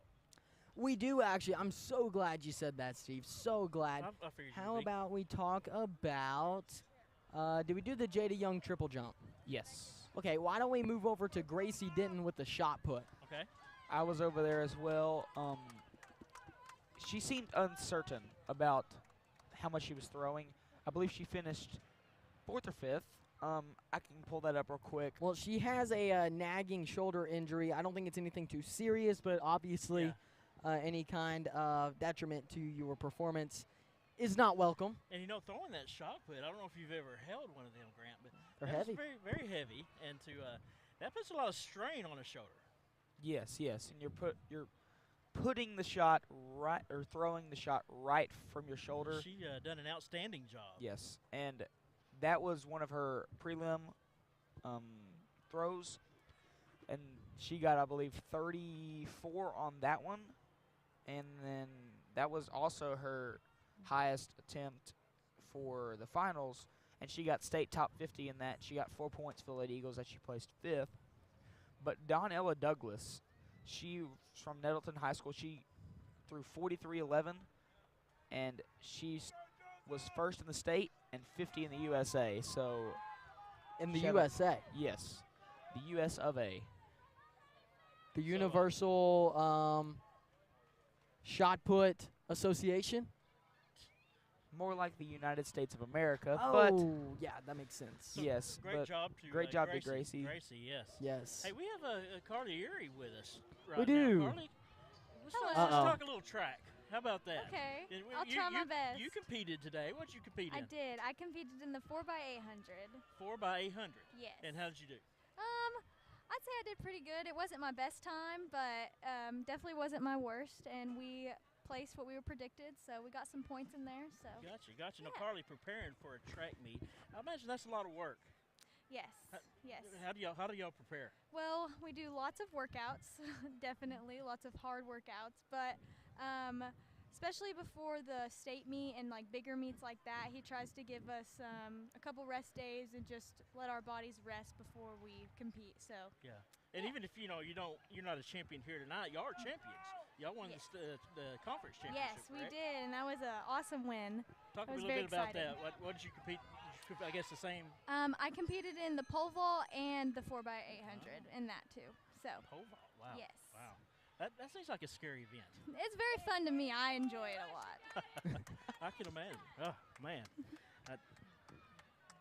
getting up that high, that'd be scary to me. Yeah, you're used to being pretty low, Steve, aren't you? Yeah. Kind of short. I like it on the ground. But Oh. talk about your coaches. What's it like with being with a coach Stewart or Stout? Well, they're awesome. I would like to say they're some of the best coaches that man, would you say Hall of we've Fame? Oh yes, for sure, yes. But they really focus on being a team and family and supporting each other and not always winning, but what it means, as relationship grows. So Yeah. yes. And to be able to be on a team with one of them coaches has got to be outstanding. Something you'll remember forever. Yes, for sure. And what else do you, Vince? Do you not just track? But you do some other events, correct? Or is it Tennis. Tennis. Oh, I don't. I used to do tennis. Yes, I do dance. And you do. I've seen Hey, some of your Facebook posts and stuff, and you do a great job. Oh, I'll well, tell what, thank you very I much. imagine that would take a lot of practice too. Oh, yes. Hey, what's your least favorite part about Corey? Oh, Ooh. Has he ever grounded you? Yes, he has. Oh. Yeah. For how long? Usually it's just my phone is taken away, and so Boy, but that's tough. yes, that's the worst. I would imagine. No, the worst is when he gets mad if I wreck a car or something like that. Have you done that? Not completely wreck, but I've definitely had some. I've had some bumps in there, a few. Yeah. I would think that would be a bad thing for Corey. Yeah. Yeah, insurance, I guess. And he's bald, right? I mean, he's bald, right? It's like you, Steve. No, you're a junior this year? Yes. Junior, so you I still got am. another year to go. I do. Looking to the future with this track team, Mhm. I mean, we still got some athletes that's going to be here. Oh, we yes. could look at a championship maybe next year. Yeah. correct? Oh, yeah. They've definitely been talk about that, and we're getting some good ninth graders moving up too. So Yeah. yeah. Yeah, that group is outstanding group Oh, also. yes. They did well this year. I Yes. think. So, yeah, you got that group moving up with what we got. Hey, Mhm. we could be looking, at another championship here next year. So Oh, that'd be yeah. fun to be a part of. Yes. Well, it looks like we'll get a setup for the does that say the 4x100? Yes. Steve, did we qualify for that? We don't have Corey up here to tell me. I think so. Did we? Corey, she has stolen your job. Well, we're not in this. I don't see us on the board. I don't believe we are a part of this then we race. probably did. Well, and the board has been wrong many times today, so That's we have also to- fair, we but have I to also use our don't. eyes. I also don't see us on the track. Is the other part of things. Maybe we're hiding behind some hurdles. We'll come out and just win the race. That would be nice, but I don't think that's very possible here, or probable maybe is the better word. So, Corey, did we fill her up? We have So gas. we're good to go for the rest of the meet, correct? That's debatable. Uh-oh. I think so. I mean, I filled it up. Good deal. Was it low on gas? Were we close to running out? No. We were nowhere close to running out. You need to take a little easier on Carly. Corey, Quit taking her phone away from her. That's cruel. Oh, my. What kind of fibs have been told on the broadcast now? Hey, Steve was trying to get her to say bad things about you, by the way. He asked what her least favorite part of having you as a dad was. That would be Grant. Nope. That's it. Nope. Yeah, I mean, Because obviously it's the bald head. nothing right? that you say is going to surprise me at this point. Oh, I thought I was going to have to take a sneeze break there for a second. No, but it was enlightening time with Carly. She enlightened us on some of the stuff that goes on in track that we might not know of. A lot of practice and dedication that goes into this. So things about track that we don't know would be most things. Yes. So, yeah, it's good to have an athlete's perspective. Exactly. All right. Did you guys talk about the athlete that was injured down here? I didn't know. We didn't see everyone stood up. We weren't really sure what was going on. It was a Lakeside athlete, and he went down. I thought maybe he had just tripped. As I was headed down there to get gas, there were a pack of people, and he just kind of fell out of the middle of them. It looked like maybe an Achilles type injury. No. He had the KT tape already on that ankle, but he tried about 3 times to get back up, and I mean, he couldn't do it. He was in some kind of pain. So prayers for that young man. Yes. He tried to get up and finish the race, couldn't do it. His dad was saying, no, just stay down. They got down there. Several trainers got around him and looked at it. His dad actually picked him up and carried him out. So I'm assuming they're headed to some type of facility to have that ankle looked at. But it did not look good, so prayers go out to the young athlete there okay. And, you know, Lakeside. Running, I mean, that does a lot on your muscles and your tendons and stuff like that. Yep. So if you have an injury like that anyway, this makes it even worse. And an Achilles injury is one of the toughest to come back from. It will set you out about a year because it's just one of those muscles that's just really hard, or tendons it's really hard to put back together and really hard to recover from. Hate to see that happen to him. Okay, let's see here. Where are we at? 4x100 relay. We aren't in it, Corey, I don't think. We are not. Oh, okay, yeah. This is the one where there was the prelim, and we ran in the prelim. We didn't qualify. Okay, so this is the finals of the 4x100 relay for the ladies. Now the Lady Eagles in 3rd place with 34.5 points. The boys are in 6th place with 23 points. That is up to date. I'm not sure if they put that last race in there for the boys' side with the 1600, or the girls' side, actually, for that matter. But for the time being, those are your spots on the scoreboard. Yeah, and as it stands, just exactly like what we had talked about earlier in the day, El Dorado, the team to beat in both boys and girls here. Both of them, boys and girls teams, over 80 points currently, and almost doubling up the 2nd place team in both sides. And as you see, El Dorado coming around again to put another 10 points on the board on the ladies' side. They're pretty stout this year. Yeah. 49:18 was their time. Now, the next race should be the boys 4x1, correct?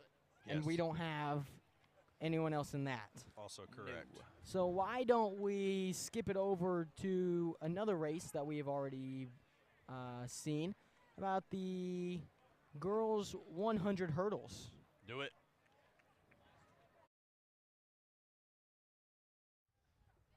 And here we are for the 100-meter hurdles for the girls' first heat. It was Jada Young, correct, on that She's first on that lane. inside lane, Grant. It had her listed in lane 1, but evidently there was a scratch. She has slid over to lane 2. So inside of the track is Jada Young. No, she's lane 1. Is she? Yeah. Look at the dash, dash lines. The dash has got me. You know, that got me one time when I was in middle school. Some kid followed the curved line instead of the dash, got in my lane, slowed me down. I mean, would you have beat him otherwise? Yeah, I would have beat him. Okay. No one else. Okay. Well, so you're saying there was a chance? There was a chance. There was a chance. So Jada Young in lane 1 for the Lady Eagles. Now they had the gun up ready to go, I guess. He was just practicing. It was a just kidding. Maybe we'll do it this time for real. I think he knew we were up here watching, and he said, I'm going to mess with him. Watch this. And then he did. He said, listen, those two guys up there, they don't even know what lane number is what. So, you know. Jada Young. I believe that's Chloe Lane holding her, blocks. There we go. I know track very well, Corey. I know you do. I was going to let it come to you, and if it didn't, I was going to save you. Don't worry. I got your back. Who are in the lanes next to them? Should be Rebecca Thomas from Benton, Adriana Gray from El Dorado. And they're off. Jada Young in lane 1. She's one of the first ones. We've got an early lead in the middle lanes. That's what you expected. Now you're wanting to get that 16 around the 16-second mark if you're the Lady Eagles here. El Dorado in 3rd. Jada Young still in 4th, having to fight for that 4th place spot in this heat. She'll get it with the lean in. We'll see where she places time-wise.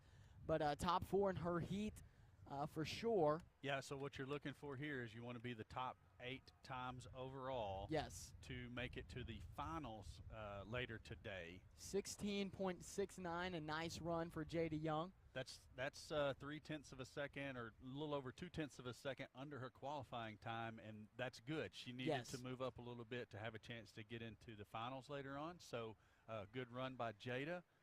Looks like Lexi Heston's going to be in the 2nd heat here. Right. And we're hoping to qualify both runners for the finals, because that would be some points that maybe the Lady Eagles weren't necessarily planning on having. Yes. But and when anytime you're starting, you can pick them up, hey. And when you're starting behind like you are for the Lady Eagles, you're projected 5th based on who is here at the track meet. You were projected to finish 5th. You've got to pick up points that a lot of people didn't expect you to get, obviously, right? So, you know, a lot of these races are going to be opportunities for that. And talking about the last run by Jada Garrett, or not Garrett, Young. She really didn't have the lead on that 5th place runner in the hurdles, but when she got to that last, I don't know how many meters is that, 7, 8 meters on the sprinting stretch, she did a really good job of extending her lead to make sure she didn't get beat there to secure 4th place. The gun is up for the 2nd heat, Grant, but we know that doesn't mean anything just yet. Because they aren't even set. They're not set. Now, when you watch this race, you've got Lexi Heston in the 2nd lane, Corey. Lane 2. Yes. And now they're set, just about ready. We are set and we are ready, Corey. Yes, we are. Got a Russellville runner to the inside of her, Sylvan Hills and El Dorado to her right. El Dorado, the runners to beat in the hurdles. On your mark, get set, and they are going. Lexi Heston in lane 2. One of the early leaders here. You got a hurdle down, but no one falls. Lexi Heston fighting with El Dorado. Now Lexi Heston drops down to 4th place. She's still got to get going. Some ground being made up by Russellville. El Dorado will take 1st. Lexi Heston down to 4th. But that looked like a good run from everybody. You may get Lexi Heston at least in the qualifying. I think it's going to be really, really close. Times in this heat slower than the 2nd heat, so I can tell you 100% for sure that Jada Young is going to be in the finals, and Lexi is going to be. She's going to be close. 17.25 for Lexi Heston. We'll have to see where those bottom times come out from the 1st heat. Yeah, like I said, Jada Young's definitely going to make the top 8. We'll see about Lexi, because I can't remember what all of the top, 5 or 6 times were from. Top 8, right? Yeah, but it's from both heats, so you're not only running against the people in your heat, you're running against the clock. So technically, she does get it then, because she was 4. Well, so she was 4th in her heat, but she was a 17.25. So if 5th place in the 1st heat was faster than 17.25, then they'll get in. But you see I'm learning. Yeah, I know. That's okay. First track meet. It's your first track meet. And we had to learn all this the hard way ourselves, too, when we first started doing this way back in the day.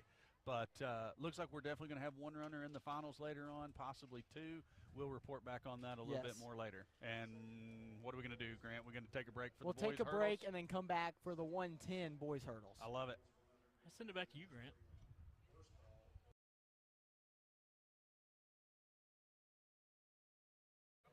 And we are back here in Van Buren. Corey, why don't we talk a little bit about the current scores on the girls' side? Well, here's what I can tell you. Bologna is currently sitting in 3rd place by a narrow margin. Russellville hot on our heels.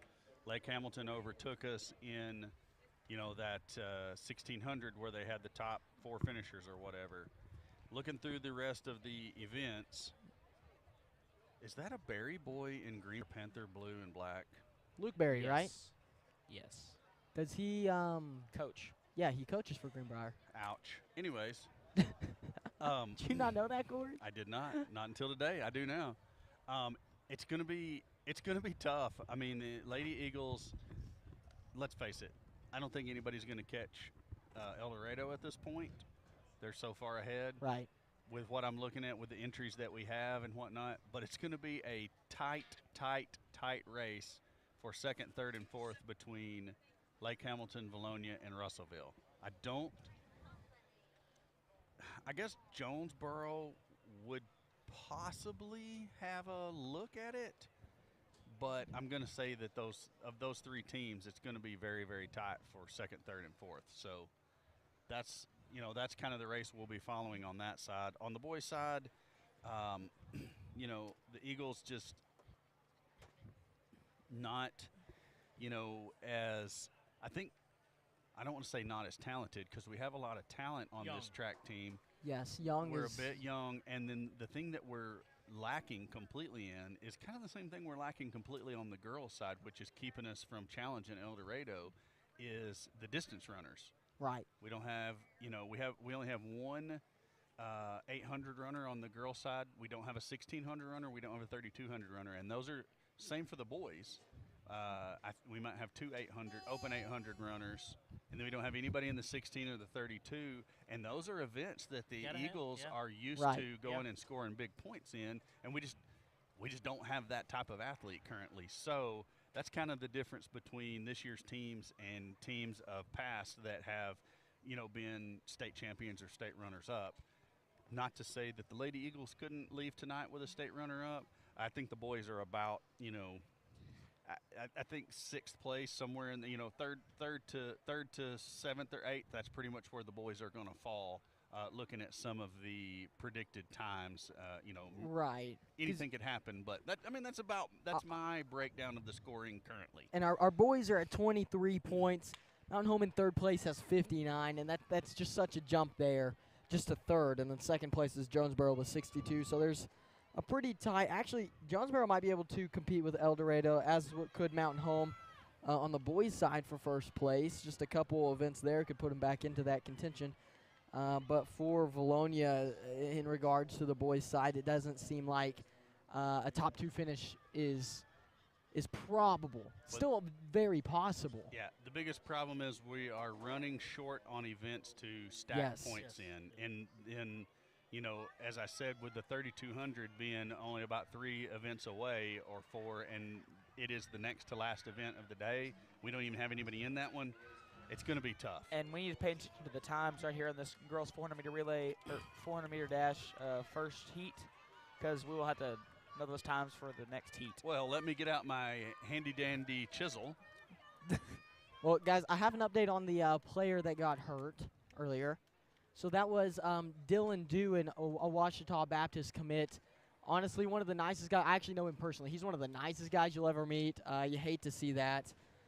From Dylan Dew. We hope he's okay again. Prayers up to him. It didn't look great, but I know he's had some issues with injuries in the past that he's been able to bounce back from very well. So we hope to see that in the future as he becomes a Ouachita Baptist Tiger. Yeah, hate it. Just absolutely hate it for him. Hate it. Come to the state track meet. Right. Kid was giving it his all. Still tried to give it his all even after he went down. I mean, I'm not kidding. He literally tried to get up 3 or 4 times to keep going, and it was just – it was it wasn't like he was trying to hype it up to the crowd. No. He literally could not stand on that foot. It was, it was legit, and I hate it for him. So he is graduating this year, so. Yes, he is. I got the times, Connor. And next up, we've got the girls 400-meter dash. Who is that running for Valonia? Is that Sydney Huff? Sydney Huff and Casey Buck. Yeah, Sydney's out there in lane 7. Casey's in lane 3. Yes. I will be standing up so I can see. Expect a large crowd of standers around the final turn. Like I said, Casey has a chance. She has a chance to win this. She's right there. A second to a second and a couple of tenths within the top time in qualifying marks. But you got to go out and run it in the state meet. Just because you made it in qualifying doesn't mean you're going to run it today. Little Rock Christian has 2 runners competing: Whitehall, BB, Valonia, Arkansas High School. Then Valonia again, Little Rock Christian, and Arkansas High School again in lane number 8. Or it should be anyways. Looks like, yeah. No, Little Rock Christian's in lane number 8. Yeah, it shows a Lakeside There he goes, because runner I read in it backwards. It shows a Lakeside runner in lane 8, but it's definitely not a Lakeside runner out there in lane number 8. No, this is Little Rock Christian. In lane 6, I believe that's Sydney Huff. You are Yes. correct. 6.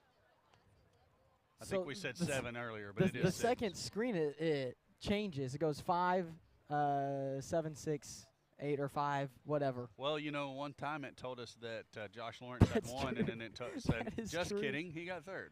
That is very true. Yes. Nonetheless, we've got 2 runners about to give it all they got in this gut race of a 400.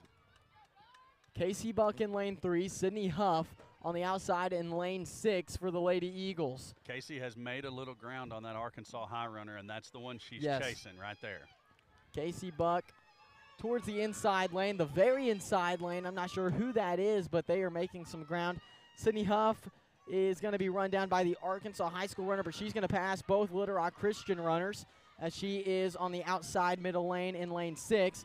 Casey Buck on the inside. She's running really well right now. She looks good. It's a good stride, Grant. I like it. She's going to pick some ground up on the turn on the Arkansas High runner, but she's still going to have a little bit of a distance to make up. Casey Buck right now sitting in what appears to be a 2nd to 3rd place battle.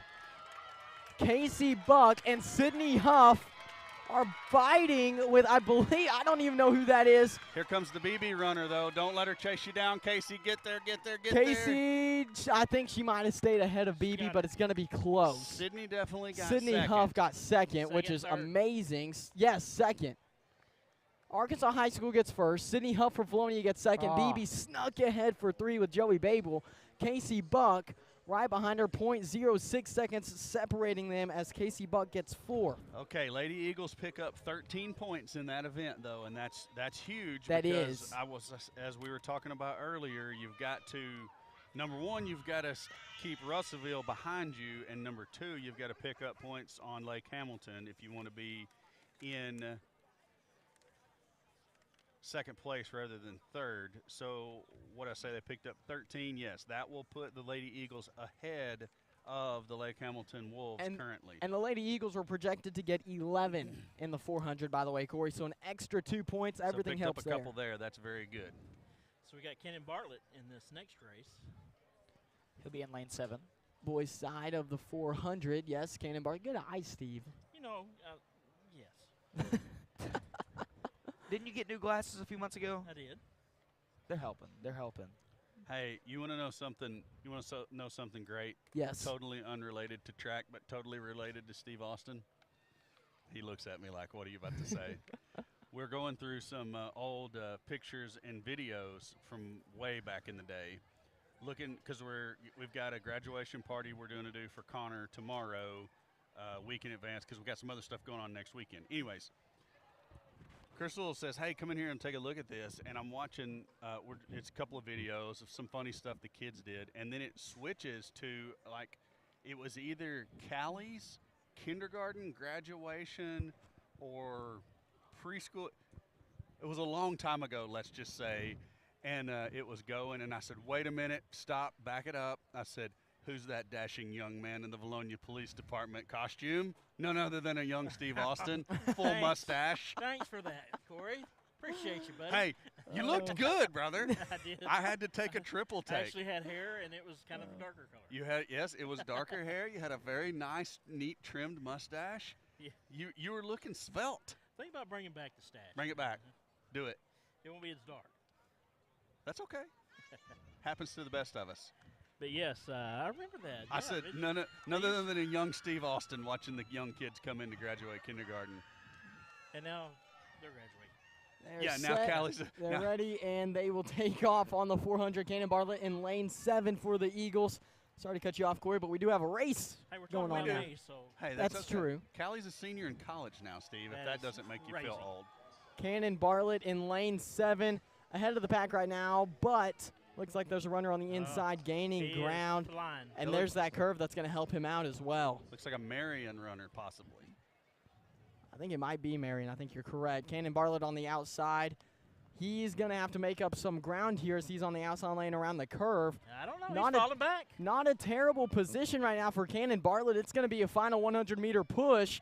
They are all lined up. Cannon Bartlett against Parkview to his left. Now Cannon Bartlett looks like he might drop back to the final spot in that heat. I think in that race altogether, unless they have some weird setup with it, but he will be 7th. Now they're lining up some other people. Are they doing another 400? There is, yes. There was actually supposed to be 3 sections. Cannon's section was only supposed to have 3 runners in it, but since it had 7, it tells me they're only going to do 2 sections. Interesting. So everything is a lie, and most things are myth. Cannon actually got 5th. Okay, Cannon got 5th. There was 2 not finishes, I think. Okay, the front 5 all got 52 point something. Cannon's was 52.83. That's how tight that race was. Top to bottom, all in the same second.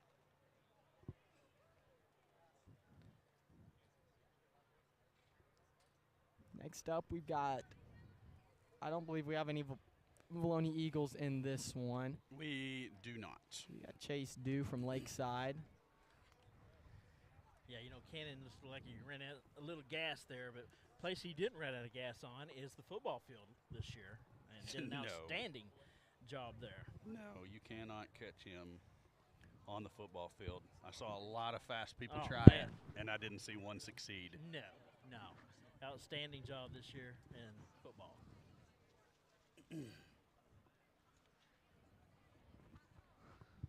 Well, since we don't have somebody in this race, do we want to do another field event or? Corey, we ain't too far from football. We're not. We are not. New conference for the Eagles. Yes, it's going to be a conference that they're not used to, and it's going to be a challenging one. It is, I think that there's some winnable games. Well, there's definitely some new scenery to be seen, most of it in Little Rock proper. You got Valonia and BB that are outside of Little Rock to the north, and then you've got Pine Bluff and Whitehall that are out of the metro area to the south. The other 4 teams there being Maumelle, Joe T. Robinson, Little Rock Mills, and BB. I already said BB. Oh. Actually, take it back. Chapel is also in our conference. That's right. Wapple? Yeah, Watson Chapel. So 3 Pine Bluff schools, 2 schools to the north. That makes 5. There's still another team that I'm missing because we actually have 9 teams in our conference this year. A little oddity of the 5A football. And non-conference this year, we'll start off with Greenbrier. That's the very first game out of the gate? First game, yeah. Last game last year, first game this year. And I believe they said we have Hot Springs on the Yes, that's what Coach Stout told us earlier. So only 2 non-conference games this year. Right, with the 9-team conference, we'll have 8 conference games, which is kind of screwy, but hey, you play what they give you. That's right. And Karenko might be finishing first here, maybe. El Dorado and BB going at it in 1 and 2. I'm not sure who they gave it to. That was a close one. I think BB stepped out in front. Yeah, Adrian Karenko with a 49 flat. Followed by Deandra Burns, who got 49.01. We have seen some very narrow differences in times today. I mean, obviously, .01, the narrowest of margins that you can have on this particular clock.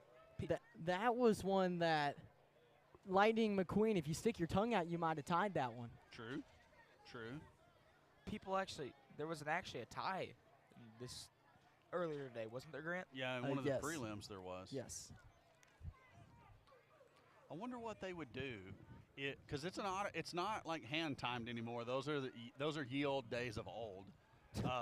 It's all mechanically timed. So I mean, if it says a tie, it's a legitimate tie. I wonder what happens if the computer says that in a finals. I think we decided they go to a boxing match.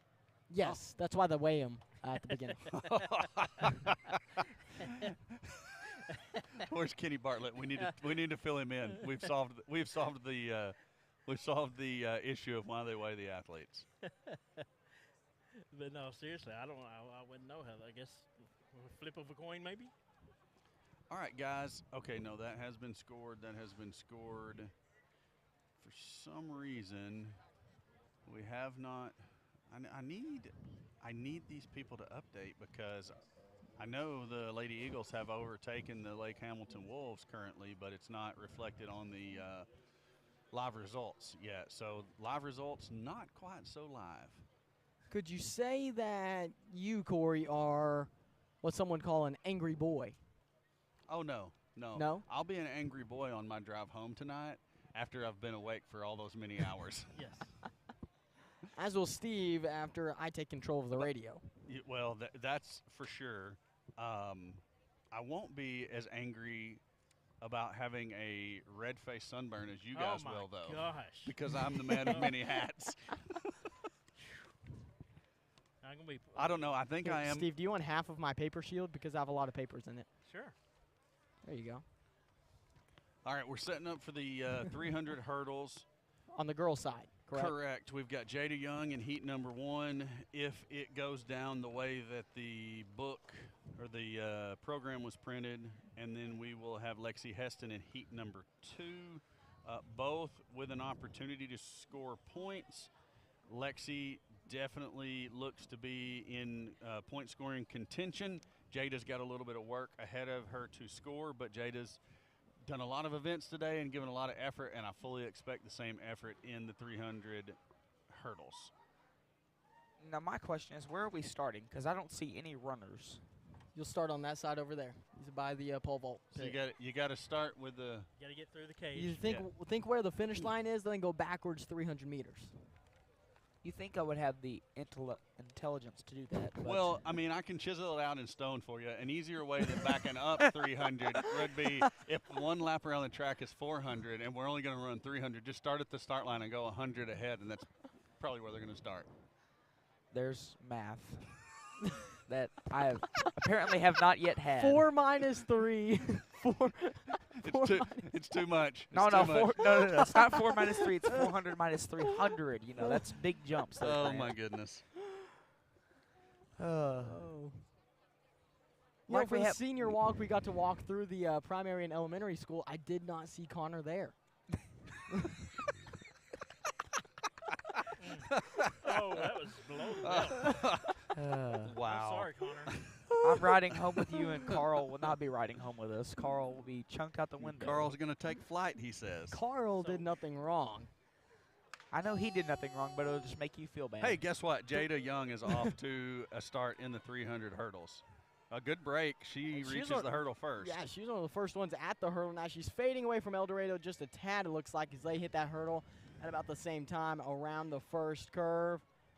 Look at that. Someone in the middle lane. I'm not sure what school that is. It's going to be Greene County Tech. Wow. First time we've mentioned them today. Out of nowhere, There? Greene County Tech is just having an absolutely outstanding race as Jada Young looks like she may be in second place. She's very, very near it. Jada Young is going to have to fight for that top 3. Now she's starting to fade. Greene County Tech in first, BB in second, but that was a rough hurdle for BB as Jada Young is fighting with El Dorado. She's going to step in front of El Dorado, That's always get the through wreck the hurdle Good. first. Jada Young outpaces El Dorado. Not sure where I the always timing will be. And hold my breath on the last hurdle of the 300. I've Yes. seen so many crashes there because they are so spent by the time they get to that very final hurdle. well, and I believe- 50.6 for Jada Young. She'll come in 5th in that heat. We'll get another one. 50.6, she runs a full half second better than her qualifying time, so that's a Well, good there run you by go. Jada. and I believe she's just gassed from the amount of events she's had to do today. Yeah, she's been all Long over the jump, triple jump. Did she do high jump too? No. No. No, that was Lexi. She and ran Maylee. another event, though, correct? She ran the. I think Steve has that 4x4. half of my paper. Oh, No, I was lying. Well, you can open up my bad penmanship paper there. I had Corey. You Jada can- Young at just the scared. 300 hurdles. I'm scared So, of that one. Let's see. What did she run? I did not wear any sunscreen. No, I refuse to wear sunscreen. It's kind of a personal thing. Yeah. All right, second heat coming up. We got Lexi Heston. She should be in lane number 2, but I can't see. Yeah, I see her ponytail hanging out from behind the pole vault pad. Yep, and there she takes off. Lexi Heston in lane 2, as you said, Corey. The first hurdle will be taken. I think it was lane 7 that got there first, which appears to be a Sylvan Hills. I may be incorrect about that. Yes, that is a Sylvan Hills runner out in what would be the lead currently. In the fictional Blue Bears. Lexi Heston has some ground to make up here. That inside lane. I'm not sure what school that is, but that inside lane is running very well right now. Lexi Heston towards the back end of this heat. It's Russellville, unfortunately, on the inside lane, and we're going to need to place ahead of them. Now Lexi Heston, look, she's starting to gain ground on this back stretch of it. Lexi Heston gets ahead. Go get the Russellville runner, Lexi. Go get her. Lexi Heston past the last hurdle. Not the cleanest of hurdles there, but she will not be 7th. She will be 6th. Goodness, Grant, that was a fast heat. That was a very fast heat. 46.57, 47.37, 47.92. Russellville ended with a 48.49 at 4th place. Let's see, Ava Richardson from Russellville also at 49.31. So Russellville had 2, and Heston 49.90 at 6th. Grant, I think that switched on you after you said it. It looked like it was an El Dorado runner that got that 4th spot. I think the Russellville there was only one runner in there, so she was in 5. It pulled that wacky switcheroo on you. Yes, yes. Yep, there you go. Thank you for having me my back, Corey. I'm all over it. So Heston, I believe that's a good enough time to score, correct? Oh, yeah, definitely. So the scoring is 10 points for first place, 8 points for second, 6 for third, and then it goes 5, 4, 3, 2, 1 down through 8th place. So 10, 8, 6, 5, 4, 3, 2, 1. Yeah. See, I can count. At least I can do that. So Lexi would have scored 4 there. Russellville would have scored 5. Lake Hamilton didn't score. So it does have the Lady Eagles in first place. We picked up 4 more points, so we're about 5 points ahead of Lake Hamilton currently. Arkansas High School has actually jumped up ahead of both Jonesboro and Russellville. Russellville all the way down at 6th place now. So current leaders in girls, El Dorado 1, Valonia 2, Lake Hamilton 3, Arkansas High School from Texarkana 4, Jonesboro 5th, Russellville 6th, Sylvan Hills 7, BB 8. Let me scroll down and take a look at the boys. We've got a couple of boys 300 hurdlers, do we not? Yes, but they're both in the second heat. We've got the 9th grader, Landon Jackson, in the second heat, and we also have the junior Matthew Benzing in the second heat. Both looking to score some points there. Another freshman in the state meet for the Eagles. The future is very bright for these Valonia Eagles on both sides, the boys and the girls. It certainly looks to be that way, Grant. You know, the great thing about track is you are running against the other schools, but ultimately you're running against that clock. So you have got to continue to develop if you're one of these young athletes that move, is able to move up and do something when you're, the underclassmen. But you got to keep on progressing, keep on working hard, and that's one of the things that I think both Coach Stout and Coach Stewart, along with the assistants, Coach Stevens and Cron and Cooper and Kane, and who am I forgetting? Anybody? Did I forget anybody? Coach Cron, did I say him? You said him. Okay, yeah, if I forgot anybody, I'm sorry. But that's something that those guys Stevens. are really good at. I said him. Oh. Getting these kids to, put the work in that it takes to continue to progress. And in track, you get out what you put into it. If you work harder, you're going to see better results. If you work less, you're going to see less results, especially in some of the field events where – if you want to jump higher, well, you can practice jumping. You can practice exercises for that. If you want to throw farther, you can practice strength exercises in your upper body and your lower body. It's just different things like that that can progress you. And the more you put in, the more you'll get out of it. Absolutely, Connor. Couldn't have said it better myself. You can always count on Connor to come through with the deep. He's clutch. Yes. Clutch. Deep insight. Yes. Mr. Clutch. Landon Jackson in lane 1. Matthew Benzing in lane number 2. Side-by-side Eagles. A flock of eagles, if you will. Convocation. That too. Get you some. So Landon Jackson, lane 1. Matthew Benzing, lane 2. A freshman and a junior walk onto a track. Let's see what the punchline is. Do you like that, Steve? I like it.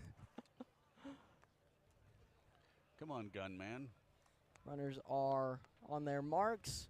They get set, and they take off. Benzing and Jackson on the inside. Don't have to look around too much to find them. They'll clear the second hurdle. Looks like Benzing is making some good time on that inside lane. Jackson a little ground to make up, but he can do it on this curve. There's a mountain home runner that looks to be the runner of the class here. Matthew Benzing in lane 2. Mountain Home is steadily in first as El Dorado has 2 runners trying to take him over. Matthew Benzing and Landon Jackson side by side. Benzing looking to push forward through a few more spots. Looks like Landon Jackson passed him as they should be either 6 and 7, 7 or 8, or 6 and 8. One of those 3 is Brody Patterson from Mountain Home, who's been an animal for Mountain Home this entire track meet, by the way. He has. 40 seconds is a very solid time in the 300 hurdles. We'll wait on some more times to pop up. El Dorado got second by .33 and third by .01. KJ Word from Nettleton with a 42.43. That is 4th place. Down to 5th place. Looks like Landon Jackson actually snuck ahead and got 6th, and Benzing got 7th. Nice. So that is better. I thought that one of them got 8th. Nope, they got 6th and 7th. So that's a good spot to be. I was with you on that. I was thinking the exact same thing. Good job on those guys to get up and get 6th and 7th. Now 5 points from that race, correct? 6th and 7th is going to be good for, 5 points. Let's go. High five, Connor. I got it. We both passed first grade math. Yes, we did. Yes, we did. I got to stop and think sometimes. Count backwards and forwards and add 300 to 400 and you know what I'm saying. You're starting to sound like Chris Lee. That's a very Chris Lee thing to say. I'm about to break out in the full body sweat. Oh. I wonder if Chris Lee gets sunburned. He would if he was here today. I don't know as much as he's on the boat these days. That's true. He's on that boat a lot. A lot. A lot. Now we'll get the girls' 800 meter. You have Isabel Spiller for the Lady Eagles, and that front pack is for Lake Hamilton Wolves. Yeah, that's unfortunate. And a BB runner. I think it's for, well, actually, I'm not sure who's over there. I can't tell. I don't believe it's a Valonia athlete. So they have a chance to make some mega points here. Yes, they do. Yes. Not only in this race, but also in the 3,200 and a little bit, Steve. So Isabel Spiller in lane 1, and already Greenwood's trying to take her spot. Spiller going to fight her out to the outside edge. If you're going to take it, you're going to work for it. And Isabel Spiller, she'll sit at 3rd place at the merge. That's a good spot. Lake Hamilton has 1st and 4th, and the other runners are back towards the backside of the pack, and they appear to be fading just a little bit. Isabel Spiller in 3rd. Fending off the Lake Hamilton Lady Wolf behind her in 4th. Around the first curve, this is a 2-lap race. And we're about a third of the way into the first lap. Is anybody shocked that Piehlemeyer is in the lead? I don't think so. Isabel Spiller still in 3rd. She may be gaining ground on, I don't know what school that is in front of her. I think it's Greenwood, actually. Yeah, Greenwood in front of her. Now that's a bit of a surprise because that Greenwood runner was ranked like about 6th or so by her qualifying time. Another Lake Hamilton Wolf right on the heels of Spiller, the Eagle. So Caitlin Elmore from Greenwood in 2nd. Isabel Spiller in 3rd. Hey guys, what do you think makes Piehlemeyer so fast? Is it her stride? Her legs. A lot of it's mental. You say it's her stride? Yes, I think so. I mean, it's effortless. Yeah, It's I mean, almost like her feet aren't even touching the ground. It's not she's moving slow, but she's moving. She's just outrunning the other. It's a steady pace, you know, and you got Isabel Spiller gaining ground on Greenwood right now. Isabel Spiller, she's going to move right around Greenwood. Isabel Spiller in second place now. She needs to stay there. She needs to stay ahead of that Lake Hamilton runner that's currently in fourth. And we need the That Lake Hamilton runner is seventh making place Lake Hamilton runner to go in reverse. if we're strictly looking at points.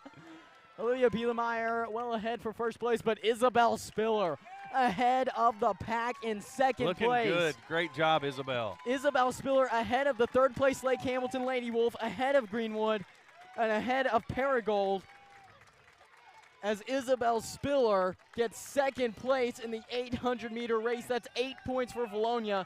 Isabel Spiller, what a race. Wow. So Spiller picks up 8 points there. That's awesome. The Wolves, unfortunately, pick up 17 points in that race. So they're gonna overtake us again in the standings here, I do believe. But Olivia Bielemeyer can only compete in so many events, correct?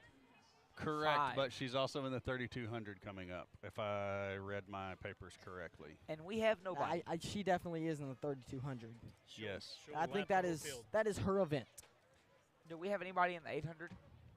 For the boys, Yes. Oh, yeah, we Yes. have Jones White in the boys 800. is it only Jones White? Correct. Yes. I know that 4x8 team is a force to be reckoned with on the boys' side. Yeah, listen to these qualifying times for the boys 4x8 in the fast heat. 1:56.91, 1:57.29, 1:57.43, 1:58.44, 1:58.50, 1:59.24, 1:59.60, 1:59.90. 8 runners with sub 2-minute qualifying times. That's Wow. stupid. And they're all going to be up there at the very front. This is the first leg. Yes. I'm sorry. They're all going to be right up there at the very front with one another, and it's going to be basically who's got the kick right here at the very, Right. very end. It's going to be a very exciting race when you've got 8 runners that close with one another. And the races with longer distances take more of a toll on your mental. You think? No, I thought he was going to say the racers with longer distances take more time. I don't know why. That's what I just heard in my head him saying. But They take more toll on your mind. And absolutely. You have to have a strong. Your mind has to be just as strong, if not stronger, than your body. Hey, to look at run that. those We've got an races. in the booth shot now from Connor. We can see Steve grimacing and the pain that he has from a sunburn. Yes. That's the first lap of the 800. You know, the worst position to be in right now is that guy up there in the front of that heat, knowing he has nobody else to push him but himself. He's completely running against the clock. And guess what? I've got to run my second lap every bit as fast, or maybe a little faster than I just ran my first one, to have a chance to be in the top 8. Right, and you've got some runners moving up. Connor, you mind zooming in a little so I can see who that is that's over there? Thank you. It's easier to see on the computer for me. As you've got BB over there. I think that might be, well, I don't know who that team is. Is that orange or red? If it's orange, it's baseball, but I don't think it's orange. I think that might be It's red. I don't know, but BB right now, he's going to have to fight them off. I think he'll be safe at first. I believe that's a Maumelle Hornet in second place. It is a Maumelle Hornet in second place, and you've got Nettleton right behind, or is that Jonesboro right behind him? Jonesboro third, Lake Hamilton fourth, El Dorado fifth. And look at the BB fans excited. Isn't that cute? Well, Grant hates BB, so Whoa, Connor. you've Connor, said it in the past. Connor, what are you talking about? Connor, I don't hate anybody or anything. We'll get the second leg of the boys' 800-meter run here shortly. First place was a 2-minute, I believe that's at a 2-minute flat Yeah, it was for first and second. couple of tenths maybe. 2-minute flat. Hey, Kai Bickford from Mountain Home. That name's up there. We know him from basketball, guys. Yes. You may remember that one. Corey, did you run track when Yes. you were in high school? Now- A little bit. I ran in junior high, and I ran my sophomore year. But back in those days, baseball coaches and track coaches did not work together as well as they do today, so I had to choose, and I chose baseball. Well, Dylan Dew is marked as lane 1, but he is the Lakeside runner that went down. Corey, surely that's not actually Dylan Dew. As Jones White is moving to the front of that near side pack, he's going to be second at the merge, it looks like, maybe even first. We'll see what happens here. Yes, he will be first at the merge.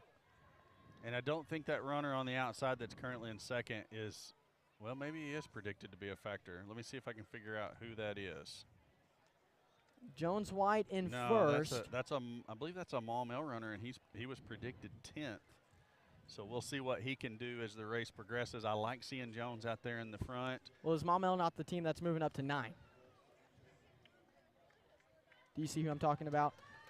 You got Jones White in first. Oh, okay. I'm sorry. That's a Marion runner. Yeah, that's Marion in second. So Jones White in first, Russellville in third. The Marion runner was predicted to be 11th, actually. Oh, wow. Really? Yes. Interesting. It's gonna be really fun down the stretch here. You've got some runners up front that weren't predicted to be. You got some runners a little farther back in the pack that thought they might be right up there at the top. And Jones is getting challenged currently by, who is that, Grant? I cannot see that far. Is that the Russellville runner? It looks like it is Russellville. Yes, it is Russellville. So Jones White now in second. I'm still impressed with the Marion runner. He's staying right there with that The Marion lead runner is pack. going to challenge Jones White and move into second. White fades down to third. Now it looks like if that's Dylan Dew, that's got to be Dylan Dew based on that right there. Jones White may have stumbled. We know he's dealing with something over there. And look at that. Something happened to Jones White. Yeah, Jones is dealing with some with a little bit of health issue, and it just took its toll right there in the very end. And Jones White fighting through some type of pain. I think something happened on that curve. As first place will be Russellville. Second place, that was Mountain Home, I believe. Yes, it was. Third place was Lakeside. Okay, Joseph Barriola, I believe, is who stepped in for Dylan Dew, if I'm not mistaken. Marion got fourth. That's a great run by Julian Carter because, as I said earlier, he was projected 11th. Now, Jones White, well, his time didn't pop up before they switched. He's either 8th or 9th. I don't know what he ended up. Well, they keep switching the scoreboard back to the front 4. Jones White will be 9th. Yeah, he was right there with that Greene County Tech runner. He'll be 9th by less than a second. And for whatever happened with Jones over there in that final turn, I don't know. He still runs a 2-minute flat. Right. 800. Jones White was set to do something pretty incredible there for the Volney Eagles. I think he either tripped, got a stinger or something. Well, he just all of a sudden it hit him. I was talking to the coaches earlier, and I believe he's been sick this week, and just coming off some kind of sickness. So he has. That takes a lot out of you. He has, and he's had trouble. He's had trouble eating and drinking. I think he might have actually went and got an IV last night to try to get some hydration.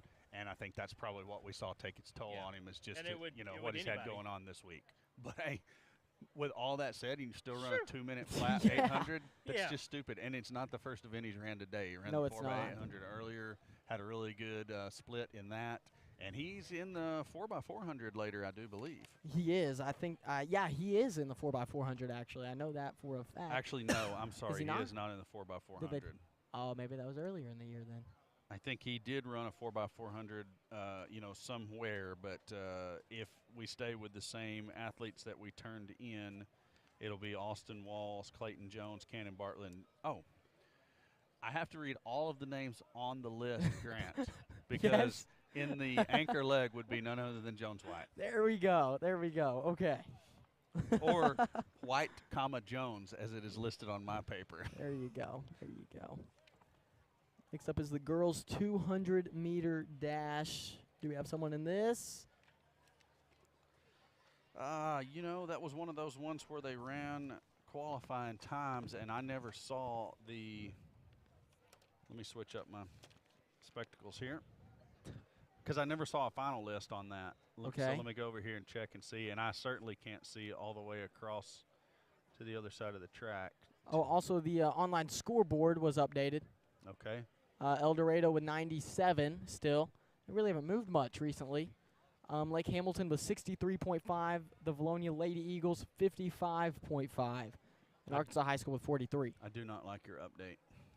On the boys' side, they will stay in 6th place. Actually, I think they moved up to 6th place with 26 points. Hot Springs right behind them with 25. And just ahead is Lake Hamilton with 34. El Dorado with 105. In first place, they're there by about 40 points as Mount Home has 69. Nice performance from them. And Jonesboro in third place with 67. Okay, the girls do not have anyone in the 200 finals. And let me take a check and see if the boys have anybody in the 200 finals. Also, no. So this would be a good time to catch up on anything that. How about the boys 4x? Well, no, we wanted to save that for the 3200, correct? I mean, it can be. I mean, the 3200 is right after the 200, so we don't have anyone in the girls or the boys of this event in the next one. So we got plenty of time. If you want to roll that boys 4x800, we'll. I think we will go ahead and do that. Update what happens while you're gone when you get back. Hey, let's kick it out to us. I like that idea. And here we are for the boys 4x800. Corey. Jones White leading us off, and I love watching Jones White run. Do you? Oh yeah. I mean, it takes me back to some of the other Eagle runners that I've seen over the years that just go out and dominate folks, and that's kind of what I think about when I think about Jones. Jones White, he really is a phenomenal runner.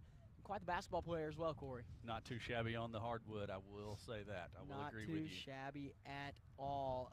Looking at the 4x800 team, it should be, on paper, it should be Jones White starting us off, as well as Clayton Jones, Caleb Hogue, and Cole Finley. Yes, that's the team I've seen compete. So yeah, we were trying to find the names and we were struggling a little bit, but yes, Caleb and Cole were the two we weren't coming up with immediately. Jones White breaking good out there. I mean, like I said, I love watching him run. It's like effortless. On that inside lane, already ahead of everybody else. Jones White sitting at 2nd place right now. Decent gap between him and 3rd. He's closing in on 1st already. Again, it's the 4x800. He's got 2 laps to run before handing off the baton to what will be Clayton Jones for the Eagles. Looks like Mountain Home in the lead currently, and no surprise there. They had a really good 4x800 time at the conference meet last week. It's going to be Valonia and then Lake Hamilton, Maumelle, Greenbrier, and a pack of others after that. Look at that. Jones White taking over Mountain Home as they cross the 1st lap. Jones White, a little bit of a longer stride, a bigger body than that Mountain Home runner, and I think he might be a little bit stronger, especially in the legs, as he's sitting at 1st place right now for these Valonia Eagles. And we know Jones is going to bring his A game mentally.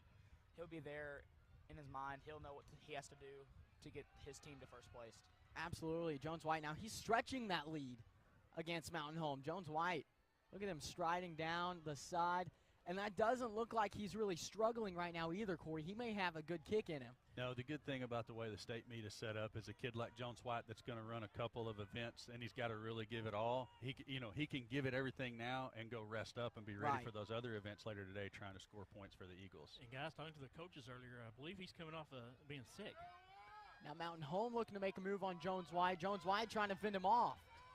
Jones White on the inside part, Mountain Home on the outside. Mountain Home making a move. Jones White still barely hanging on. He's going to hand off 2nd, just barely, maybe a 1/10 of a second between those two. Clayton Jones takes off. He's going to dominate the inside. He cut off the Mountain Home runner before he could get inside and take him over. I like it. I actually found the clock this time. That was almost an exactly 2-minute split for Jones White on the handoff there to Clayton Jones. And what I like the most about that little back and forth down the stretch was Jones never broke stride. He just strided out, and that Mountain Home runner was giving it everything just to overtake him. Jones White did exactly what he wanted to do there. Is now Clayton Jones in the 2nd place spot behind the Mountain Home runner. And Mountain Home changed his stride on that far end. I don't know if you caught it. He picked it up and then slowed it back down to get in front of Clayton Jones. That may come back to bite him in the end of it as Clayton Jones is riding the wind behind him. Is it NASCAR, like you want to be up front running in the clean air? No, I don't think it is. Oh, okay. You want to be right behind somebody. That way they're taking all the wind Yes. out of it, and you're having to run less hard. So it is like NASCAR, but it's more like drafting. It's more like I lost you guys. I know I lost slingshot you. engage. No, Yeah, drafting. Yeah, Yeah, okay, slingshot You and me, engage. yeah. I was getting to that when you stole my thunder. That's what I'm here, Corey. That's why I'm here. And we'll get an extra slingshot around the last 200 because the wind is blowing at us. So Yes. they should get a little extra boost True, going around that true. curve. Clayton Jones in second place, Mountain Home in first. He's got a good stride going, Grant, and He I think does. he's actually reeling that Mountain Home runner in just a little bit. You got BB back, or is that BB or Arkansas High back here in third Arkansas place? High is not competing in this state meet. They Okay. did not make it to the meet. So it will be BB, and I think I recognize that BB runner. So Clayton Jones in second, Mountain Home. Look at that kick by Mountain Home. Looking good. Both runners up front. I mean, just really good runner strides. I mean, it's two really good teams. You can't Right. say enough good about them. Clayton Jones will hand off second. Mountain Home stretch the lead out a little bit. Is now get ready for Caleb Hogue to take the baton for the Eagles. Mountain Home and Valoni both had a clean handoff. BB in third place right now. Now BB, their final leg, I believe will be Adrian Karenko, but I may be incorrect on that. And that is an incredible runner if it is him, committed to UCA. So you have to look out for that comeback as well. I don't want to hear about it. What I like right now is Caleb Hogue really doing a good job with a nice pace down the back stretch, trying to maintain, his distance with the Mountain Home runner right now. But, man, Mountain Home is just out They're there. flying. They're Yes. dominating it at the moment.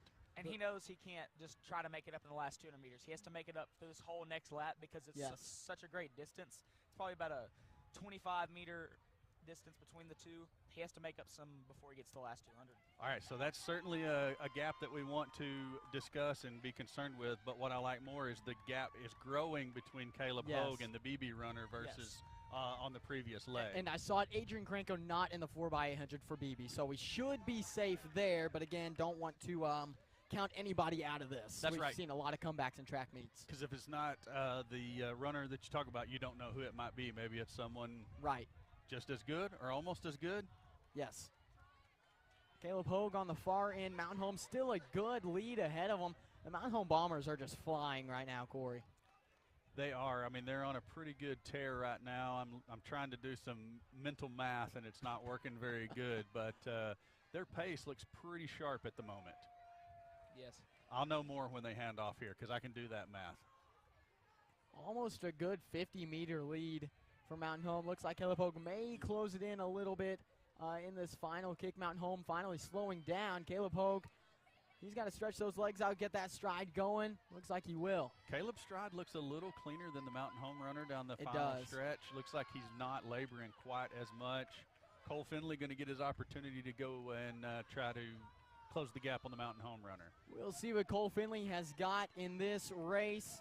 He's got quite the gap in between him and Mountain Home as BB will prepare to hand it off. Doesn't look like the BB Badgers or the Lake Hamilton Wolves will be any threat in this particular race as Cole Finley's on the far end still trying to catch up with Mountain Home. First team going to get lapped there as Mountain Home overtakes, I believe, a Sheridan runner. That's what it looks like. I think Cole is probably going to catch the Sheridan runner as well before this lap is over with. But man, that Mountain Home, look at the anchor leg for Mountain Home. So strong coming down the backstretch here. Cole doing a really good job making the turn. He looks good. He's not hurting at all yet. And again, looking at this 4x800 group for the Eagles, only one senior in it. That's Clayton Jones. The Eagles, if you don't get it this year, you're looking really hot next year. Do we have any idea what the junior high boys team did in track this year? I have not heard much about them. I only have a daughter in track, so I hear about the girls team. Finished second in a conference, lost the conference meet by 3 points. I really don't know much about the 4x8 team, but I know we have some good throwers. We have some A pretty good decent- pole vaulter. Yeah, I pretty heard- good pole vaulter. I heard there's a decent vaulter. I don't know where he gets his ability from. It's certainly not his brother, though. Either Not of his his oldest brother. Cole Finley on the far end. Mountain Home. Where is Mountain Home? They're There they are on up the here. near side. Yeah. Oh, my goodness. Yeah, a sizable lead, 100 meters now. That is I think you just have to sit back and appreciate what you're seeing from Mountain Home right now, because that is incredible. Yeah, they're going to finish about like an 8-10 or something like that. If that. Not even that. Yeah. He's looking for the 8. Holy cow, he almost did it. Yeah, 8 flat. Oh, my Look goodness. And look at Cole. Now, Cole He's Finley, pushing still as an hard as- incredible run from the Eagles as well. Just matched up with an 8.8. 8 minutes and 8/10 of a second for Mountain Home. That's insane. The Eagles will run it in about 8:15 to 16, that mark.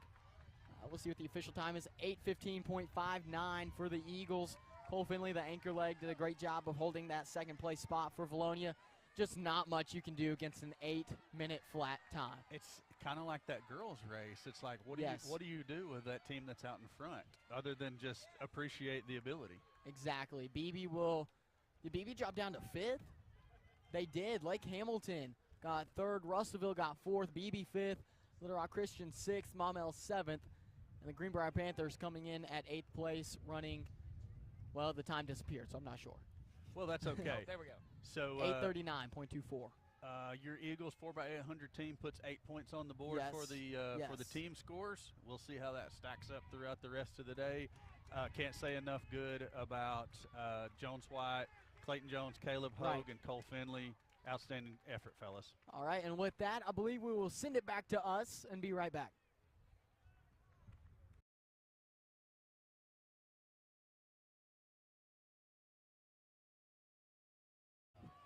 So that was the boys 4x800 relay. Yes. And if memory serves me correctly, and pardon me for not already having it pulled up, we got second place in that, did we not? I talked about it just a moment ago, but it actually wasn't me talking. It was my prior self talking earlier It was today. past Corey. It was past tense. Past Corey. Corey in Corey the of past. Christmas past. Yeah, that's scary to think of. Hey, Corey, how do you get a squirrel to like you? Feed it. No, that would probably work, but Yeah, no. Give it nuts. No, you act like a nut. Well, sometimes you feel like a nut. They must like you. Sometimes you don't. That's, Hey. Yeah. Here's what I do know. Oh, there was something stuck to my microphone thing there. Hold on, I'm looking for something here. I'm trying to kill time, obviously. What are you showing me, Steve? Look at the camera. Is that Did it break? what in the world? That is not my doing. It's frozen. We're not getting. No, it's not frozen. Oh, It's okay. just move it. Is it dirty? There's Connor's hand. Yeah, Valonia got second in that 4x800. Here, relay. move it. Let's Move it just- looking away from the sun and see if it'll focus. Well, there you go. Now take it back. There we go. Now We're let's fixed. go to a different race so we can figure out what happened with it. There we go. I think it just got unfocused with the sun being so bright right there. It's really not a great spot for the sun to be camera-wise. So, but Corey, I believe you were saying something. Everyone else already knows this, but to refresh our memories, we did get second place in the 4x800. Great job by those guys that competed in that race. As we talked about earlier, we're in the middle of the girls' 3,200-meter run. Olivia Pielemeyer way out in front again. Just a junior, Grant. Yes. Going to have to see her again at next year's state track meet for those of us that might be in attendance. That's one of those, as a fan of high school track, you go, yay, but as a fan of an opponent in the high school track, you go, come on. Yeah, She is something special.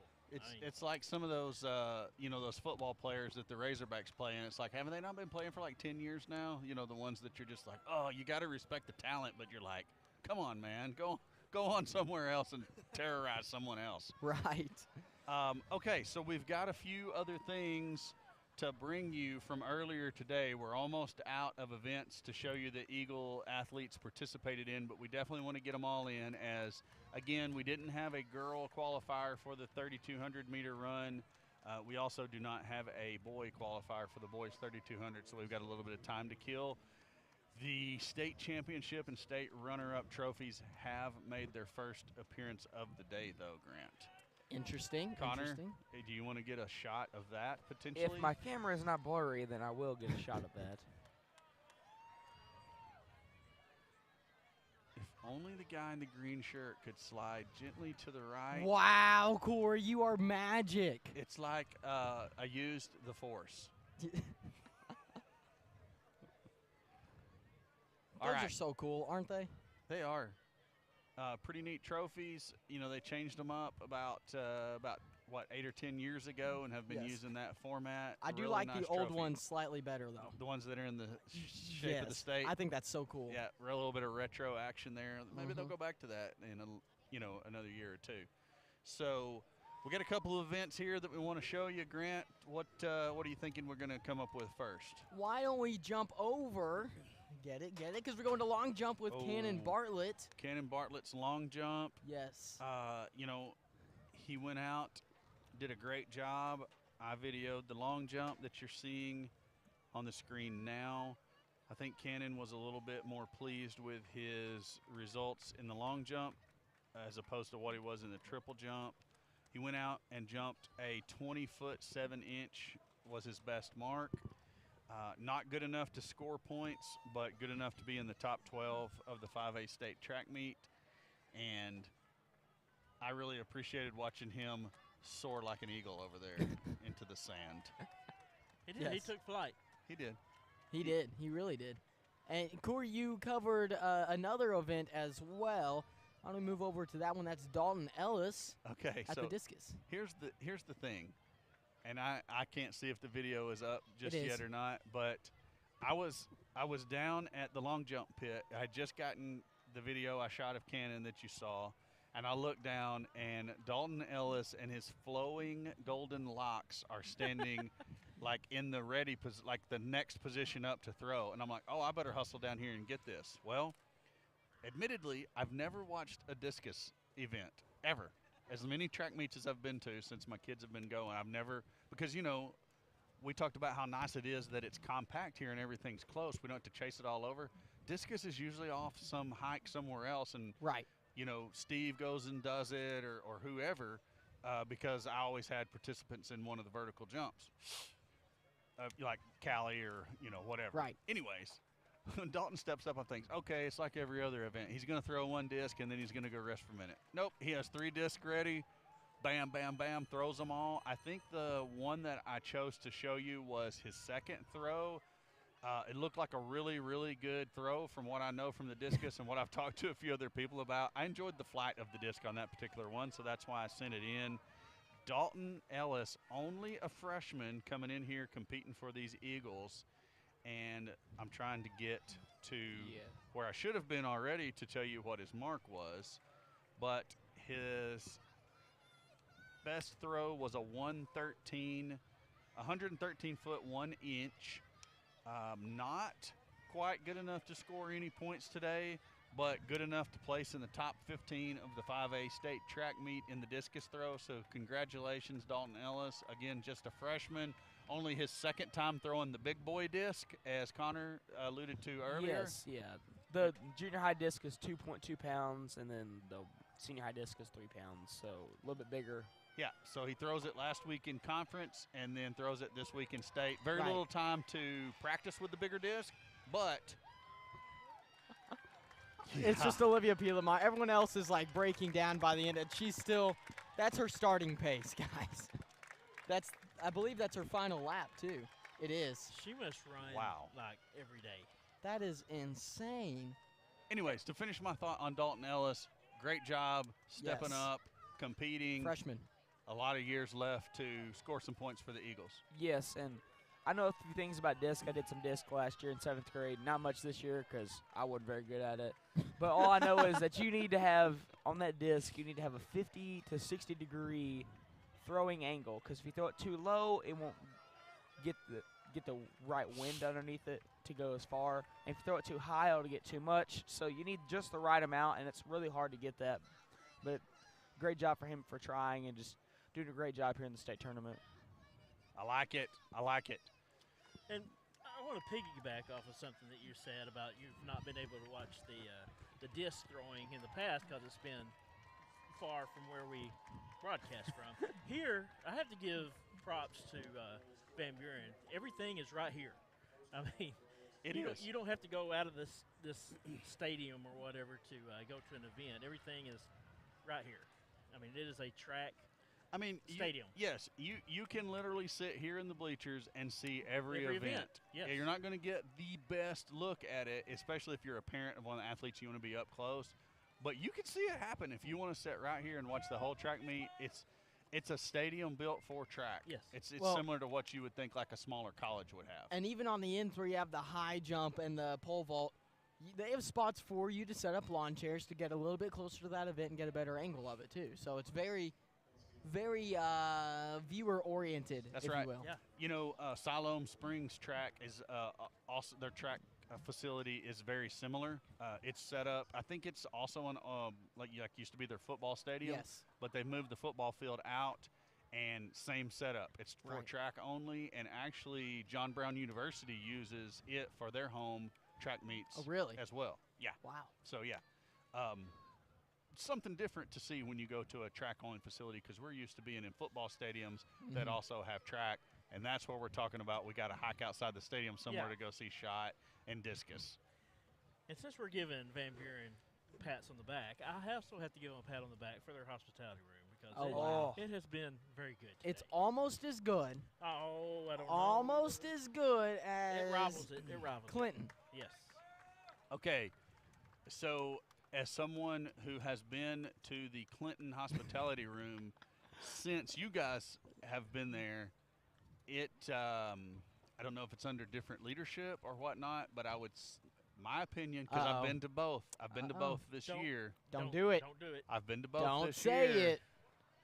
Got to give Van Buren the slight edge. Boo. Oh. Boo. Nope, nothing will ever beat the Clinton hospitality room, no matter what you say. Although taco night this year at the Clinton hospitality room during their tournament, Yes. fantabulous. That's probably your best word, Corey. Fantabulous. You should be thankful that I shared with you. You know what's also fantabulous? That sun is almost down. It's going to be down just in time for the trophy presentation, Steve. That's my prediction. You're probably right. All right. Are we still showing Dalton throwing? Or We did are not. No, okay. we are. So what else do we have left to show? A couple of prelims on 100 meters? Yes, and the girls 4x1, and that is it.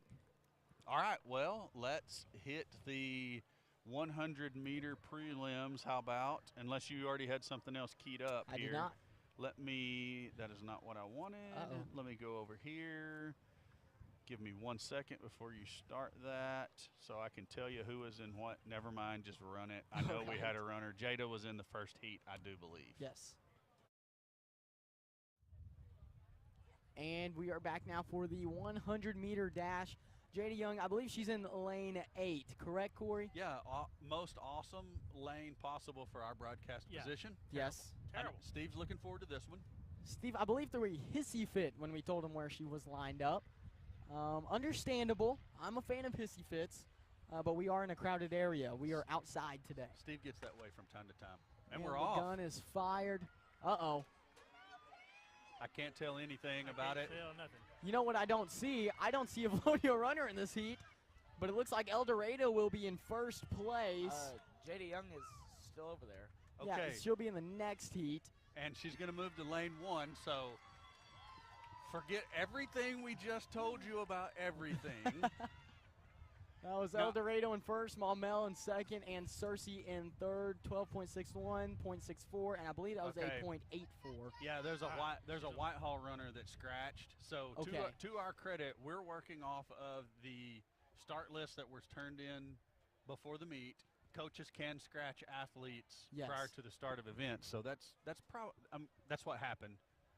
There was a Whitehall runner that scratched, so that moved Jada to the second heat, and a much better lane for our broadcast location. Yes, it is. And you know, not only did we just get a much better lane, we got a practice round, Corey. The best part was when I saw the wave of runners coming and I didn't see Jada, and I still thought she was in that heat. And it wasn't the best part. It was like this feeling like, did she fall? Did she hurt herself? I don't want anything bad to be going on. They're like, wait a minute, Jada is still at the starting line. That's because she's in dashed lane number 1. Emphasize the dash. Jada Young, and okay, Benton next to her, correct? Man, Or is that Jonesboro? this has got me on. It looks like a Jonesboro jersey to me. It's Nettleton, actually. I can see it on the scoreboard. Jada Young, lane 1. Nettleton in lane 2. Now the gun is in the air. They'll get lined up. Sylvan Hills runner in lane 3. Yeah, and Sylvan Hills also in lane 5, it looks like. You got Jonesboro in lane 4. So Sylvan Hills has 2 runners in this heat. Jada Young in lane 1. You know, something I noticed as I look across the crowd, I'll finish that thought momentarily, as Jada breaks to a good start on the inside lane. Jada Young, she's picking it up now. Jada Young looking, it's a tight race there. She may get into that 4th place spot. We'll have to break ahead. I'm not sure if she got it. She may be 5th. That was a tight race to call. We'll Strong see. heat there. Jonesboro in first, 12.93. Nettleton in second, 12.98. Michaela Vincent from Sylvan Hills, 13.13. Hot Springs in fourth, 13.17. And Jay Young with a 13.29. So a very tight race on a 100-meter dash. Did you happen to notice what the times were on the first heat? I did not. We were too worried about where's Jada. We were playing a little game called Where's Jada Young? Oh. Well, valiant effort by Jada. We will check to see if she's in the finals later on. Apologize for not catching those times on the first heat, but I think she ran a really strong race. Yes, she did. Hey, we'll be right back. I believe they'll set up quickly for the boys' I do want to 100-meter. Oh, do want to quickly point out that was 0.3 seconds faster than her qualifying time. Yes. So it was a good race by Jada. clapping for Jada Young because that was a good performance by Jada Young. And not a golf clap either, a strong clap. Oh. I like it. Yeah, All right, there we go. back to us in a moment for the boys 100.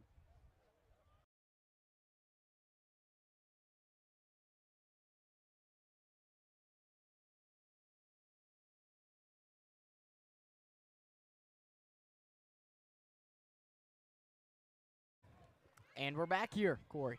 And we have been crunching the numbers, if you will. Yes, we have. Not to be a negative Nancy. Oh, no, Corey. However, it looks as though your Lady Eagles are going to finish in third place. I don't see that changing a whole lot. Which isn't bad. Not bad at all, following a state championship to come back and get third Where place. you lost a lot of key pieces such as Brandy Rotman, Lainey White. I mean, that's like 50 points right there at least between those two.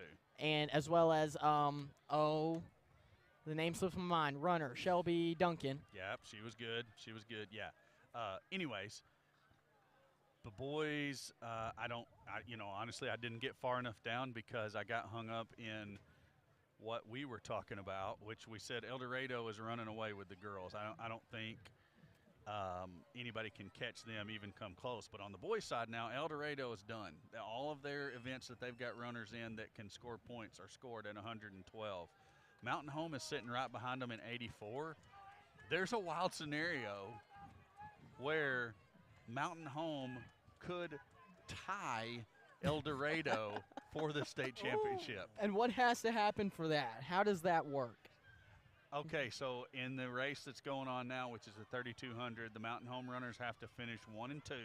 That would be 18 points. I don't think that's looking good. You still got a lot of laps left, though. That's true. Okay, and then in the 4x400, El Dorado is not projected to score any points, and they are in the slower heat, so we would suspect that would hold true. Mountain Home has one of the top 4 qualifying times. If they go 1-2 in this race and they win the 4x400, it will be a 112-112 tie. And according to Steve, that means we have a giant cage match. Ooh, that'd be fun, man. Between the two schools. What a way to end the night. Thinking that discus tossing area, I'm sure it has an official name. I don't know what it is. Thinking that converts into a steel cage. A discus ring. Yeah. Anyways, I thought El Dorado had it locked up in the boys until I looked at it. There is a scenario where Mountain Home at least makes it very, very interesting. Yes. But right now you got Mountain Home behind. Well, I mean, they're sitting in 4th and 6th. But 6th is fading. Corey, do you want to go out there and push them to make them kinda get do. first and second? You know, Hey, you could tie. I don't like ties in general, but I want to know what happens if they do tie. Yeah. Do you just cut the first place trophy in half? I don't know. Maybe it's like the COVID year when they canceled the basketball finals. Just co-champions. Right in the middle of it and go, oh, congrats to you both. You're both champions. Somebody bring out a Sawzall. And we'll That's settle some bad memories for a lot of people. Yeah, it was awful. I was at the state championships when there was like a buzz around the stadium, and all the AAA officials that were in attendance were talking about, do we continue or do we cancel? It was a strange day, to say the least. Wow. I kind of wish I could have been there with you just to experience that. It was odd. I mean, it was the first, not the first state championship I'd ever been to, but the first one I had participated in. You played? No. Oh, officiated in. Are you an 18-year senior? Yes, something. 30? Not quite. But we're getting there. See, Mountain Home is still there in 4th and now 5th. Wow. Yeah, He just threw the headband to the ground. He said, I am done with that. Now he's taking off. He's gaining. He's gaining ground. That was what was weighing him down. He wasn't even trying. He was just warming up for those first few laps. Now he's really putting what he's got into it. Here comes first place. All right, what do we have anything Yes, left we do. We should that probably actually play pertains to Okay, Bologna we- athletes that we need to play? We have the boys 100-meter dash and the girls 4x1. We'll play them both, starting with the boys 100-meter dash. And here we are now for heat number 2 of the not the 4x100, the 100-meter dash. It's the 1x100, if you will. Yes. Good job, Corey. That could be confusing, though. You have 2 people in it. And due to spectators, I cannot get any of the runners. You know, Steve, you might have to just get over it. Well, I guess so. But there are runners down there. Okay, There so are Cannon runners. Bartlett is in lane 1 for the Eagles, unless there's been some changes I'm unaware of, and Matthew Benzing should be in lane 8 for your Eagles. So 2 Eagles runners here in heat 2. We did not record heat 1 because we didn't have any runners in it. We made that mistake earlier. Yeah, yes, we did. So 2 Eagles on opposite ends of the track, an Eagle sandwich, if you will. There's really not much technique to this race. You just want to run as fast as you can. Well, Correct. There's But a little technique when you bring your head up, things like that. You don't want to be running straight up too early. Would the Eagles not be the bread of the sandwich, though? So it technically wouldn't Yeah. be an Eagle sandwich. I don't know about that. Well, you got the gun going off now, so it doesn't really matter. Cannon Bartlett in lane 1, El Dorado in the middle. Cannon Bartlett falling behind the rest of the pack. I don't see a Matthew Benzing. So Cannon Bartlett all alone, the lone Eagle, no Eagle sandwich possibility. It's irrelevant because we're just the topping on the cake there. And look at that. Those times are just crazy. Oh, that is unreal. Those are faster than heat number 1 by a significant margin. Cannon Bartlett running an 11.9. What does that convert to for a 40? Do you know? I do. That's like mental mathematics that I'm not prepared to do. And Bartlett has placed last right now in the. Now, is there a third heat? Yes, there is. There is, and that's what I'm wondering. That's Benzing's in that one. If Benzing got bounced Okay. to this one because of the scratches in the earlier heats. Now he's got Carter McElhaney from Greenbrier in lane 5. You may remember him from football. That is a speedy dude, to say the least. And Wilcox ran 11.66. Okay, I think McElhaney might have been in the previous heat. Well, I Oh, no, saw him they're on the side, They yeah. are showing him here. I believe Okay. that was Cooper Wilcox. Yes. Okay, so Wilcox was the Greenbrier. I thought there was 2 Greenbrier runners in that last one. Wilcox, Greenbrier? Wilcox ran 11. Oh, wait, Greenbrier shirt? Oh, Steve coming in with the old Eagle Panther jokes. Well, Steve does like the Greenbrier Panther broadcast Facebook page, so might want to watch your back, You know, Steve. you get them under our. That's what you told me, and I still don't believe you. I do not believe you one bit, Steve. We'll get ready for heat number 3. Now, you can't see any of You the can't see starting nothing. line. You know, when everyone stands up, There's- it's fun, except for Steve. There's our coaches, Coach Stout. Yes. Yeah, coaches hanging out amongst the commoners today. The gun in the air. I'm assuming the players or the runners are set. They're getting close. But are they ready? They are not. Oh. Now they are. Gun up. Shot fired. Somebody tripped coming out of the blocks there. Still no Front of the benzing. pack. Carter McElhaney at the very front for Greenbrier. He's going to win that heat. Looked like El Dorado may have gotten third or fourth. Still no Matthew Benzing. 11:08 was McElhaney's time. That's a good run. Wow.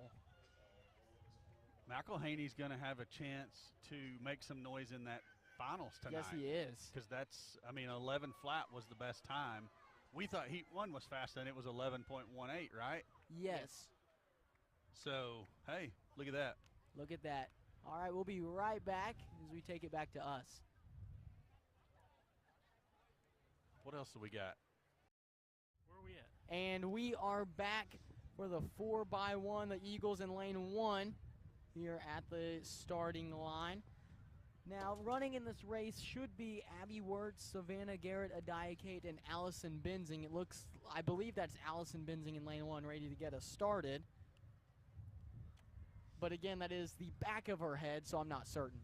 I think it is her. Is that who's running in this? Yes. I'm not talking to y'all.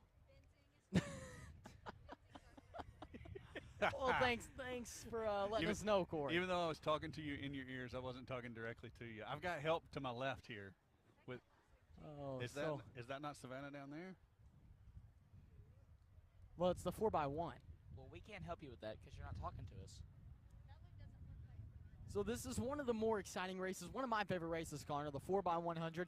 It's just a 400, but you have to hand the baton off I'm saying 3 standing different right times. here on the fence. Savannah Garrett is on the fence, not in the race. So Benzing, Jada Young, Lainey Mattia, and Abby Wirtz. Those are your runners in Okay. that order. Okay, Thank she's you. going to have to stay up here. I know, that's what I'm saying. So it was, who's Ben- on that far side? Jada Young, J.D. Young, then Lainey Mattia, and then Abigail Wirtz. then Abby Wirtz. Abby. So not too different. Now, Lainey Mattia is a freshman. I know that much. We've been infiltrated. Oh, no. Oh, we've got Clayton Jones behind us. Hi, Clay. We'll get ready for the 4x1. And they are off. That's Allison Benzing for the first 100 for the Lady Eagles on the inside lane. She will hand it off to Jada Young. Good handoff. That was a good handoff. Now a sloppy handoff like you just saw And in a the middle runner lanes. down.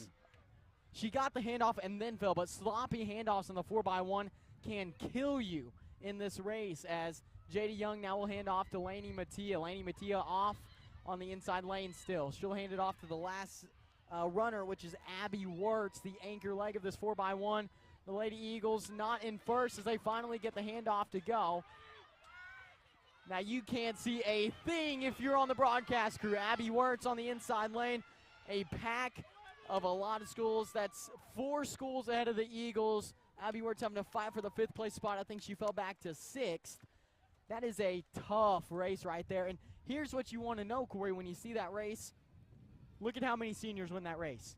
Oh, yeah, definitely. 0. That's one of the things that I talked to one of the coaches about earlier this morning on the girls' side was we're going to compete strong today, and we're going to have our shot if the right things fall in the right place. But for the next few years, we've got a lot of athletes coming, a lot of good things to look forward to for the Lady Eagles track program. And you know Coach Stewart's going to put them in the position to win year in, year out. Right, and the Eagles run that race at 52.72 seconds. Connor, you have the times from the first heat as well. Where about does that put the Lady Eagles on? You said 52. 52.27. He can't read his own writing, so we have no way Oh, of telling. no, Connor. Connor, you got the Lady Eagles I know, right there. Yeah. He's counting. And then we got, so they should place about 7th. So you're saying there's a chance. Yes. Yes. There's you a have- chance, Corey. You have 49.96, 50.41. You Keep have going. 50.76. That looks like 32.23. That's an amazing 4x1. 52.23, 51.27, and then you have 50.14, 50.22, and 50.76, 50.93, 52.27. Okay, well, then we don't get in that one. Okay, well, my math is Well, you always just count wrong. whatever's under 52.27. so then we're setting it? Let me 11th see or this. 10th? You can't read it. 1, 2, 3, We're sitting 4, at 10th out of 9 according to Connor's 5. statistics. There you go. 6, 7, 8, 9. Yeah, you're sitting at 10th place if you're the Lady Eagles in that race. Okay, unofficial stats by Unofficial. Connor. Very, Unofficial stats. very unofficial. One of those Very. times was 32 seconds. I'll so tell you we'll what. see. We will know later when we come Is back that to us for some more whether we made the finals or not. What are we looking at? No, that's for the boys. Yes. Okay. Quick All right, break, yes, we'll be right and back to us again.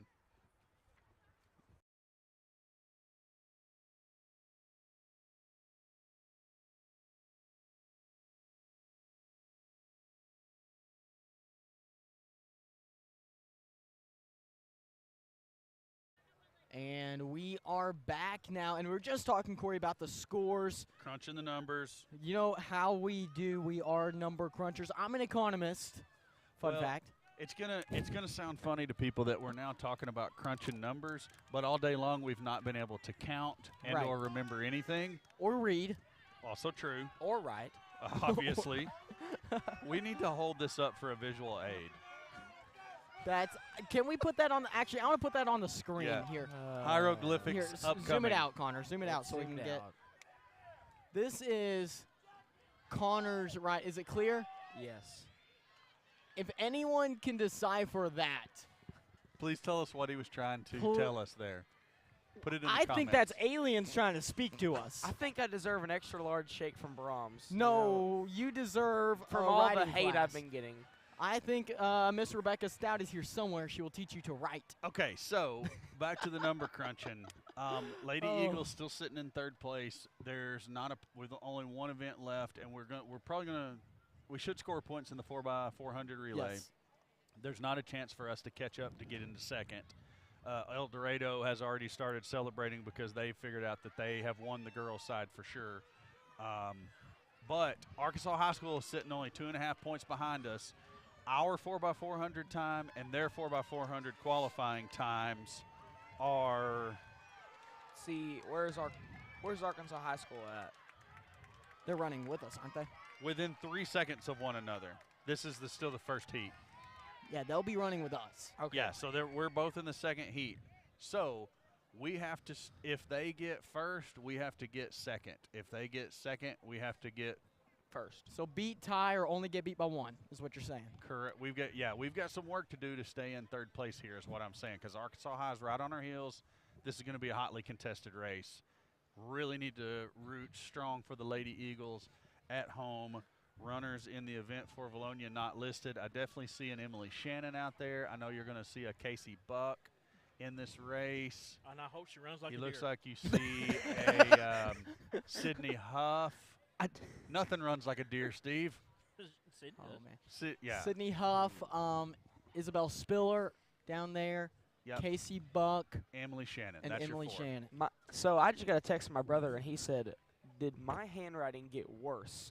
Because he saw it a few days ago, and he asked if it got worse since the other day because it's just Apparently so. You are also So- riding fast, so I'll give you Yeah. So Hey. your parents are watching? yes. Writing yes. tablet. Before- Writing tablet. Before we get kicked off in this exciting 4x400 relay for the Lady Eagles, trying to stay in third place in the 5A state track meet, got an update on an Eagle alumni. We talked about Lainey White earlier competing in Yes. her conference track the meet. GAC, yes. It was. Tate Smith Hart, currently running for Oklahoma City University, goes up and competes with the big dogs today at the Arkansas Razorback Really? Relays, runs a by far personal best in the 800 for himself at a 1:53.98. Wow. Didn't place, but stepped up to the challenge with the big boys in the SEC and ran a personal best. Nice. Congratulations, Tate Smithhart, Yes, nice. Eagle alumni. The temperature has dropped. Man, it has. And it feels Drastically. So great. As soon as that sun crested, it was like, woof. It feels good, though, except now it feels almost frigid because we're sunburnt. I've now Yes. caught my second win. Steve is alive. Oh, man, it's been miserable. So starting us off here in lane number 4, who is that up there? Sydney Huff. Sydney Huff. Okay, then it will be Emily Shannon, followed by, I believe that is Isabel Spiller and then Casey Buck, or Casey Buck and then Isabel Spiller. I'm going to say They're side by side. I'm going to say we go Spiller third leg and Casey Buck fourth leg. I think Casey runs the fastest 400. Usually her and Sydney are right there, like neck and neck. Sydney actually beat her in the open 400 earlier. Casey still very good 400 runner. Emily Shannon, a good 400 runner. She's going to have a good time in that second leg. Yes. And we know what Spiller can do. We saw her go get a second place finish in the open 800. Right. So a lot of good track Eagles here. The gunner's ready. Extremely red. And Steve, you got Arkansas High School in lane number 2. You correct? look almost as red as those crawfish are going to look when you cook them tomorrow. It feels red. Good Lord. Arkansas High School number 2. Now you have to beat them, tie them, or only get beat by 1 place, correct? They can score 2 points more than us in this event. They can't score 3 points more than us. Right, and Sydney Huff now off for Bologna. She's in lane 4, the middle lane. Arkansas High School in lane 2.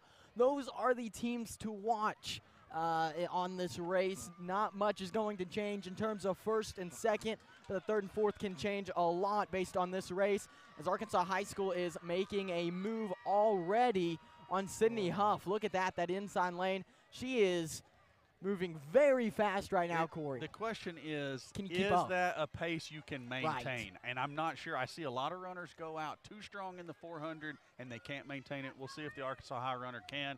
Looks to be staying pretty strong here thus far. Is your ambition too much? This 400, look at that, Arkansas High. It's a gut race. That is a good run. Now she's starting to fall back a little bit. Well, maybe not staying strong. El Dorado right there with her, but Sydney Huff hanging on to third, just barely ahead of BB. She'll get ready for the handoff now to, I believe that is Emily Shannon. Good handoff. Emily Shannon's off. She's basically in second place right now to the Arkansas High runner, but she is picking up some ground right now, and I like what I'm seeing out of that stride from Emily Shannon. And she's on the outside gaining ground on the curve, so this straight stretch should do just that. She should gain, and she is and everybody on can Arkansas High. Everybody can break to the inside now. Oh, my goodness, El Dorado. She is moving. El Dorado. Wow. Oh, no, Steve was talking about the runner in the red jersey. She came from all the way in the back. The good thing is Bologna's still ahead currently of the Arkansas High team, but chasing down El Dorado. Emily Shannon in second. Now Arkansas High trying to challenge her. Emily Shannon will force them to go outside if they do challenge. Now she's getting back ground on El Dorado. She's taking the lead. Emily Shannon moves ahead of El Dorado. Great job, Emily. Nothing now more exciting than a 4x400 relay. BB will challenge Shannon. They'll get by her, get the handoff first. Now it's Isabel Spiller off with BB. El Dorado in third, Arkansas High in fourth. A sloppy handoff. They had to curve out for it. I like Isabel here. Isabel Spiller in second, inside of the curve. Arkansas High runner doing all she can to chase down the pack, but I think the pack is leaving her behind just a little bit. Now she's going to pick up a little ground there. Look at El Dorado on the back stretch again. Pushing again, trying to catch up with BB. BB well ahead, didn't see that coming, Corey.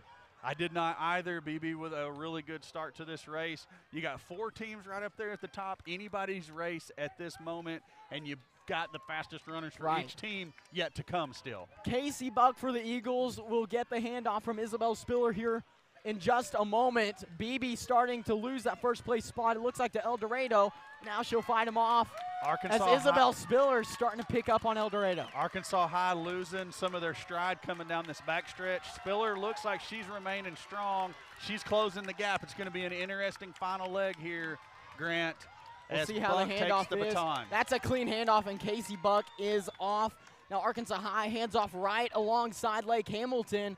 If Arkansas High and Lake Hamilton are going to compete throughout the end, then the Lady Eagles will hold on to their third place finish as Casey Buck is gaining on El Dorado. Casey Buck is on a mission to get by El Dorado in second place. Who saw BB being the leader here, though? BB has stepped up in this race now. Casey Buck losing a little ground to El Dorado. Arkansas High making a move now, Grant. A little bit of the gap closed between them and Casey Buck. But I know Casey's Now got look a at that. strong Now kick. look at that. Look at that. Casey Let's Buck go, right Casey. back in front of El Dorado. That a kid. Casey Buck around the curve. She's going to head into the final 100 of this 4x4 relay. Come on, Casey, reel her in. Casey Buck down the stretch. Casey Buck has got to fend off Arkansas High. Arkansas High is coming quickly, but Casey Buck Come on, Casey. is moving a little too fast. Casey Buck will hold on to the third place finish as she takes second place in the 4x400. Wow. Steve, nothing runs like a deer, That's but right. certainly nothing runs like a buck. Oh, man. You like that? I like it. Oh, wow, what a valiant effort by all 4 runners there in the 4x400. Yes. Eagles finishing ahead of Arkansas High and doing what they had to hold on to their third place, what's going to be a third place finish in the 5A state track meet. I love the 4x400. It's so exciting. It's awesome. It's the best race. It really is, in my opinion. And we'll get ready for the boys 4x400. This is all we have left, by the way, before this track meet is over. Correct, Corey? That is correct. We have there'll be 2 sections of the boys 4x400. Valonia is in the second section. And as we said a little bit earlier, it's going to be Austin Walls, Clayton Jones, Cannon Bartlett, and Jones White. Not taking into account any late changes by Coach Stout on this relay team, and I don't see why there would be. I already see Jones out there, so you see that he's going to give it his one final shot after we talked about some of the things he's been battling this week. So great job by him to gut it out and get out there and try to finish strong for his track team and his, himself and his many fans up here in the stands, because I know we're all sitting up here rooting for everybody that's wearing a Valonia Eagle uniform. And for the most part, we're rooting for anybody wearing any uniform because these are just so fun to watch, and it's so impressive what people are capable of doing in these track meets. I think we've all been Olivia Pielemeyer fans all day. That's the truth. And we were talking about Dylan Pugh, and I'd heard that Dylan Dew, I'm sorry, he had also sustained an injury in the state cross-country meet and was projected to win that. So, I mean, that is like gut-wrenching to know that you've got such an outstanding athlete and comes out his senior year in 2 of his biggest events and has injuries and can't finish. I think Steve Austin is communicating with the fans. I am. Got cash in the stands. So cash money. That's right. One of the best basketball players to come through Valonia. You don't come into her house because force down low. You're gonna get sent packing if you try to come into her house. That's for sure. So the Valonia Eagles will not have a team in this heat. They will be in the next one, I believe. It's only 2 heats, right, in this 4x4. That's the way they have it written down in the book. Okay. But the book has been known to be wrong. The book has been known to be wrong. As well as the scoreboard. Yeah, the score just that one time, though, right? They haven't been too. Man, that one sucked, though. It was, yes, that one really did. Everybody's up here celebrating an Eagle win, and then all of a sudden, nah, just kidding, you got third. That was, you know what? I feel like some Greenbrier Panthers were in charge of that one. Dang you, why timing. They said, watch this. Watch this. This is going to be hilarious. Let's Jedi mind trick these fools. It's getting too late.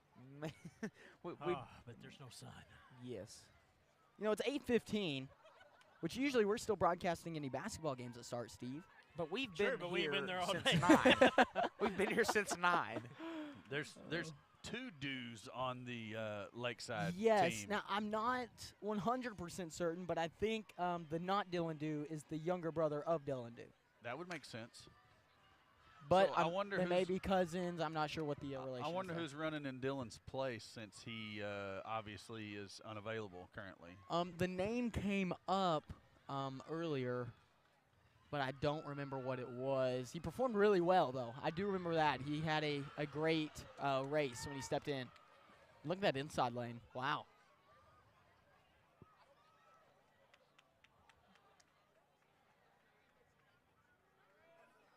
Hey, Corey, Hey, Grant. where do boats go when they're sick? To the boatodontist. The boat dock. Oh, okay. You're right there. Right there. You might should have started the day with that one because I'm gonna have to let you know that was your weakest effort thus far. Wow, no way. No way, Corey. Well, the problem was you set the bar a little bit too high with the Okay. insufficient fish or whatever it was, and Let me throw this one out there, okay? Okay. What did the ocean say to the beach? Let's take a break. I don't know. No, it just waved. Wah, wah, wah. Oh, boo. Corey, come on. It's a tough crowd. It's a tough crowd. Where do fruits go on vacation? Where? Wait a minute. Repeat the opening line again. Where do fruits go on vacation? Yeah, I think your mic's dead. Can you hear him? Which one are you in, Steve? Are you in? I can hear Try him. it now, Steve. Where? There we go. Do fruits go on vacation? Where do fruits go on vacation? Yes. I do not know. Paris.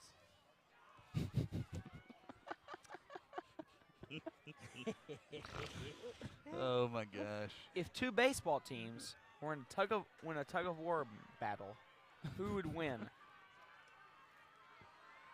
The winning team. The Yankees. Oh. Okay. Boo. Okay, I'm gonna have to say that joke time's over for One today. more. Why don't eggs tell jokes? They might 'Cause crack up. There you go. Yes, I got one right. High fives. High fives Yes, all around. yes. High fives all around. All for that right, I one. was on that one too. Let's just stop right there. Oh, man. Look at that. Sylvan Hills stepping in front of Lakeside here at the very end. They'll get another handoff. So is this the last event? Yes. Yes. Yes. Steve, you've been looking for this one all day long. Oh my goodness. Steve, So this is Steve's favorite event. Why, Steve? Because you like the 4x400? Nope, because it's last. So the Lady Eagles will wrap up the second place or Third place. Third place. Yep, third place. They're going to be in third. Let's see where our guys stand to finish.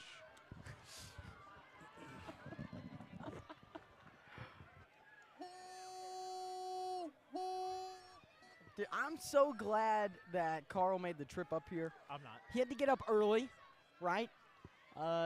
Usually he gets to sleep in. Not today, though. Not today. Carl made the trip up to Van Buren with us. So thankful for his efforts on this broadcast. Looks like Steve? the boys are going to finish somewhere around 6th to 8th, depending on the outcome of this 4x400 relay. Yeah. And, I mean, we talked about it earlier. I mean, it's a young team. They're going to get better. I'm sure that's not what they want to be. They want to be up there in first where they're used to be. Yep. And they're going to work hard this summer. And, you got some talent coming up. So I see them bouncing back from this and getting up there the first, second area next year. Well, I mean, if you're a Valonia Eagle track athlete, and it doesn't matter if you're on the girls' side or the boys' side, you start the track season every year thinking that you are going to compete for a state championship. That's just what is expected of, Valonia track athletes. So when you have that mentality, it kind of sets it up for, you don't want to say that today would be a letdown by any stretch of the imagination, but, you know that these kids are hungry and they want a different result, and they're going to come back next year with an even, more fierce competitiveness. So we have Eagles in this one, right? Yes, we do. Yeah, you'll start off. I think Josh Lawrence will start us off, and he should be handing off to Clayton Jones. It's definitely Clayton Jones in the second leg. I can't tell who had the blocks going up. That's to Josh start it Lawrence. out. Was it Josh? Yes. Okay. So Josh Lawrence to Clay Jones, and then I believe it will be Cannon Bartlett to Jones White at the very end. Well, there is a man in front of the screen. You cannot see. Got a good shot of his He head, has a though. nice hat. And his wife, too. They do have nice hats. Well, I think Eagle Vision is ready for the race to start, Yes, we are. Ain't that the truth? but the starting man is not, That unfortunately. pesky gunman. Pesky gunman indeed, Corey. Indeed.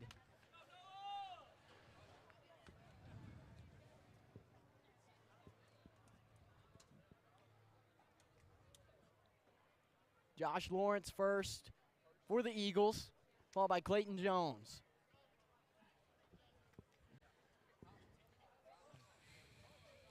I feel like we had time for more jokes, Corey. Well, we may have, but Now we don't.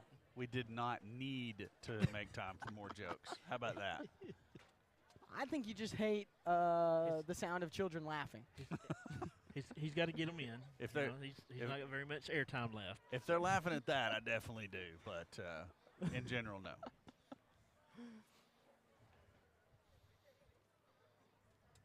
You know, I really doubt that Carly was lying when she said those terrible things about you. She probably wasn't. Now, where is Josh? I can't seem to find him. He is just inside of the building here. He should be lane number 6. 8? 8? What's the No, saying there? because he's not an 8. I would see. Well, where is Josh?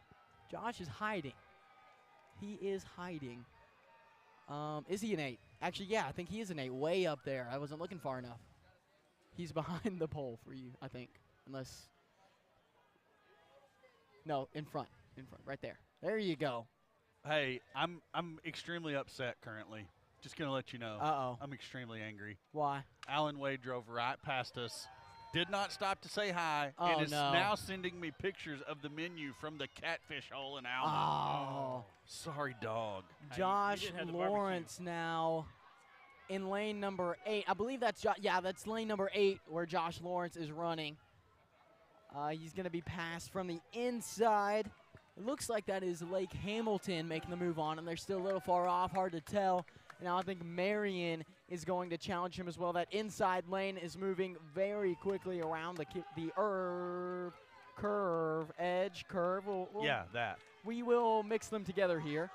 Josh Lawrence now on the near side. Josh Lawrence. Oh, nice. There he is now. He's going to take Marion That back. is not Josh That's Lawrence. not Josh Lawrence. That is that's They lo- Benzing. That's Yeah, Matthew Benzing. They look the same. You've been calling They him look Josh the whole time, and it's Matthew. Matthew Benzing hands it off to Clayton Jones. Mr. Do-It-All, Matthew Benzing. You he didn't has even give done him credit. everything. Wow. Oh, man. Clayton Jones now on the far end for the Eagles. Still lane number 8. He'll take off on the straight stretch. From here on out, they'll be able to hand off and just take the inside lane. But Clayton Jones bringing up the rear right now for the Eagles in that last lane. He'll Holy will cow. merge to the inside. Who was that out there Now in the Clayton front? Jones, he just ran into another runner, got pushed back. Now he's got some extra ground to make up. Had to stick his arm out to make sure that he didn't fall down. Now he's on the move again. Mountain Home currently in the lead, followed by Marion, BB, And Russellville. Now Clayton Jones gets by the man he passed. I believe that was Jonesboro. He'll hand it off to Cannon Bartlett. Now Cannon Bartlett off to the races. I said Marion. That's actually Parkview in second place. Marion back in 5th now as they overtake the BB runner. I'm sorry, 4th. I can't count still. It's been a long day. Cannon Bartlett in 7th place. I think he's making up a little bit of ground I think on he the is as Russellville well. runner, though. He's striding it out very well. Now, Clayton Jones, he was running a very good lap, and then he got pushed back by the guy in front of him. I don't think either one of them meant to collide, but they did, and it pushed him back a little further away. Now, Cannon Bartlett making up some ground against the Benton runner. I believe that is Benton in front of him. Yeah, because Russellville's up here in the pack. Yes. Good call. BB will overtake Russellville towards the front. Cannon Bartlett, he made up a lot of ground with the Benton runner. Now, Jones White, he's got some work to do for the Eagles. Last 400 of the day, Jonesy. Go put it all out there like I know you will. Jones White, the junior. Clayton Jones just ran his final race ever as a high school athlete for the Filoni Eagles, as did Cannon Bartlett. Now Jones White on the far side. Jones White on the straight stretch, getting ready for the final curve. BB up to challenge Mountain Home. Uh-oh. Mountain Home's fixing to bomb this race. No pun intended, or was it? I don't know, BB, that's Adrian Karanko, I believe that is, challenging Mountain Home. Wow. Look at this. That is a tight finish right here. I think Mountain Home staying ahead just barely. I think Mountain Home got it. as Jones White trying to challenge. He won't take last place. He's going to get ahead of Parkview at the last second. Nice job, Jones White never giving steps up. right in front. He just ran an incredible lap. Wow. That was pretty amazing by all of those runners, especially Matthew, not Josh Lawrence Benzing. Yes, Matthew Benzing. That's his. We'll start calling him Not Josh. Not How about Josh. that? Not Josh. Yeah, call him Not Josh. How about that? Oh, my goodness. Yeah, Matthew, good first leg, followed by Clayton Jones. And then Cannon also running his last race as a high school senior. And, Yes. oh, my goodness. Jones White with a valiant effort at the end. And uh-oh. Yeah, we're going to have to get an in-booth shot now. Connor, with the show camera. that. Show that. The Eagles might not win it tonight, but we're always an Eagle fan. It's our very own Lee Corso, Steve Austin. Go Eagles. Wow. All right. Final tabulated scores for the ladies' side. Are you guys ready for that? Ready. El Dorado wins it by a large margin with 116 Yes. points. We never said we were set. Well, We we're got places on, to be. We're on go. El Dorado wins it by a large margin with 116 points. Lake Hamilton gets second place in the girls 5A state championship with 85.5 points. Your Lady Eagles follow up a state championship year with a third place finish in the 5A state. Very respectable, 63.5 points. Fending off Arkansas High in fourth with 59.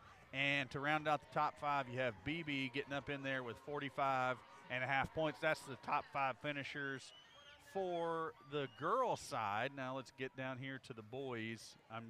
Let me make sure. I don't know if we have the final race scored yet for the boys. Actually, they do, so let me go back to the team scores, and we'll run those down real quick. El Dorado does hold off Mountain Home. 7-point winners, 112 to 105. A tight one. Yes, extremely. So El Dorado wins girls and boys. Mountain Home is second in the boys with 105. Jonesboro takes third place with 72. BB in there at 63 points for fourth place. Lake Hamilton's boys in fifth with 49. Then you go Russellville 6, Parkview 7. Your Valonia Eagles tied with Parkview for seventh place in the 5A state track meet this year. Wow. So a third and a seventh. Very respectable. I'll take it. Yes, I'll take it. A lot of teams would like to be in either one of those places today. But all of the victors go to the El Dorado Wildcats for 5A. They came in and stepped up in a big way, really in every part of this track meet. I don't think there was an event, or at least a group of events that they weren't somewhat active in, whether they scored or not, but they just came in and handled business. Yep, absolutely they did. And, you know, we talked about it earlier.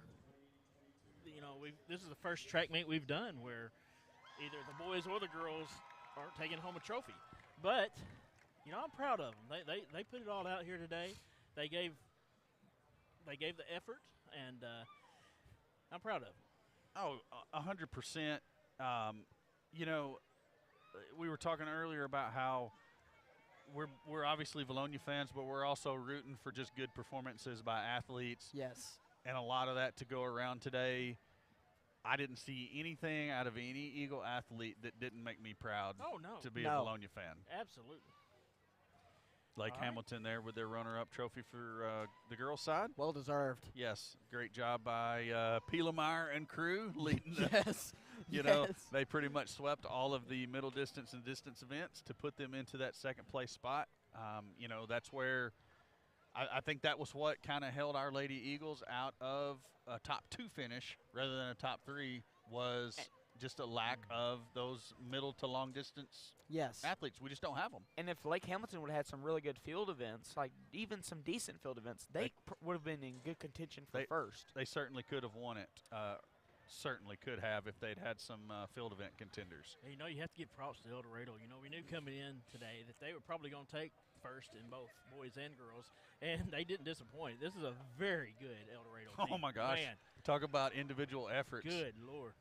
I mean, just dominated the field events, dominated the sprints. What do you do with that? Exactly. Because generally, you know, a recipe for Valonia boys state championship is do very well in the field events, do very well in the middle and long distance events, and survive in the rest. Survive the rest, and you win. Well, and the way that El Dorado came into this, Corey, it's very similar to the way that just a few years back when the Eagles won one of their championships, I should say. Yes, you saw some great performances from a lot of other teams, but they just came in and dominated. Yeah. There wasn't really an event that they participated in that they weren't at the top or near the top. It was like, I think, the last boys state championship where they just came in and everybody knew they were about to win it, and they dominated it from start to finish. That's pretty much what El Dorado did today. Right. But, hey, what it proves to you, where we say Eagles have won on field events and middle and long distance, El Dorado wins it on field events and sprints today. There's many, many recipes to winning a state championship, and it still is a little bit baffling to me how these coaches figure all that out and put all this together and figure out which athletes to run when and where, and it's amazing to me. I love it. Yeah. Well, guys, and I want to give you a little more, uplifting news. Going into this meet, the Lady Eagles on the virtual meet were projected 8th. Based on who showed up, were projected 5th. They go ahead and take 3rd, of course. And the boys team, they were projected 8th, and they pushed that up to 7th place. They tied for 7th with Parkview, and they were just a couple points away from taking 6th place away. So, really, you outplayed what you were supposed to do in this track meet. Both sides. Yeah, so don't mistake it as they didn't, compete well. They did more than they were supposed to. Absolutely great job by everybody involved. But you want to know what I'm ready for? Brahms. That and then some I-40 to the house. Yes. Back to V-Town. To the hizzy. Back to the hizzy. I need some aloe vera. Yes, you do, Steve. Yes, you do. You're looking a little red. Man. That's the Eagle pride. He looks really it's the Eagle pride coming through for Steve Austin. He's red. He's red through and through. That's right. All right. Well, I think we can close the stream out as El Dorado claims their first place trophy. I'm Grant McNew. That's Corey Erie. Yes, Stone Cold Steve Austin. Connor Hudgens and Carly Erie is here as well. This has been Eagle Vision, and this has been 5A State Track.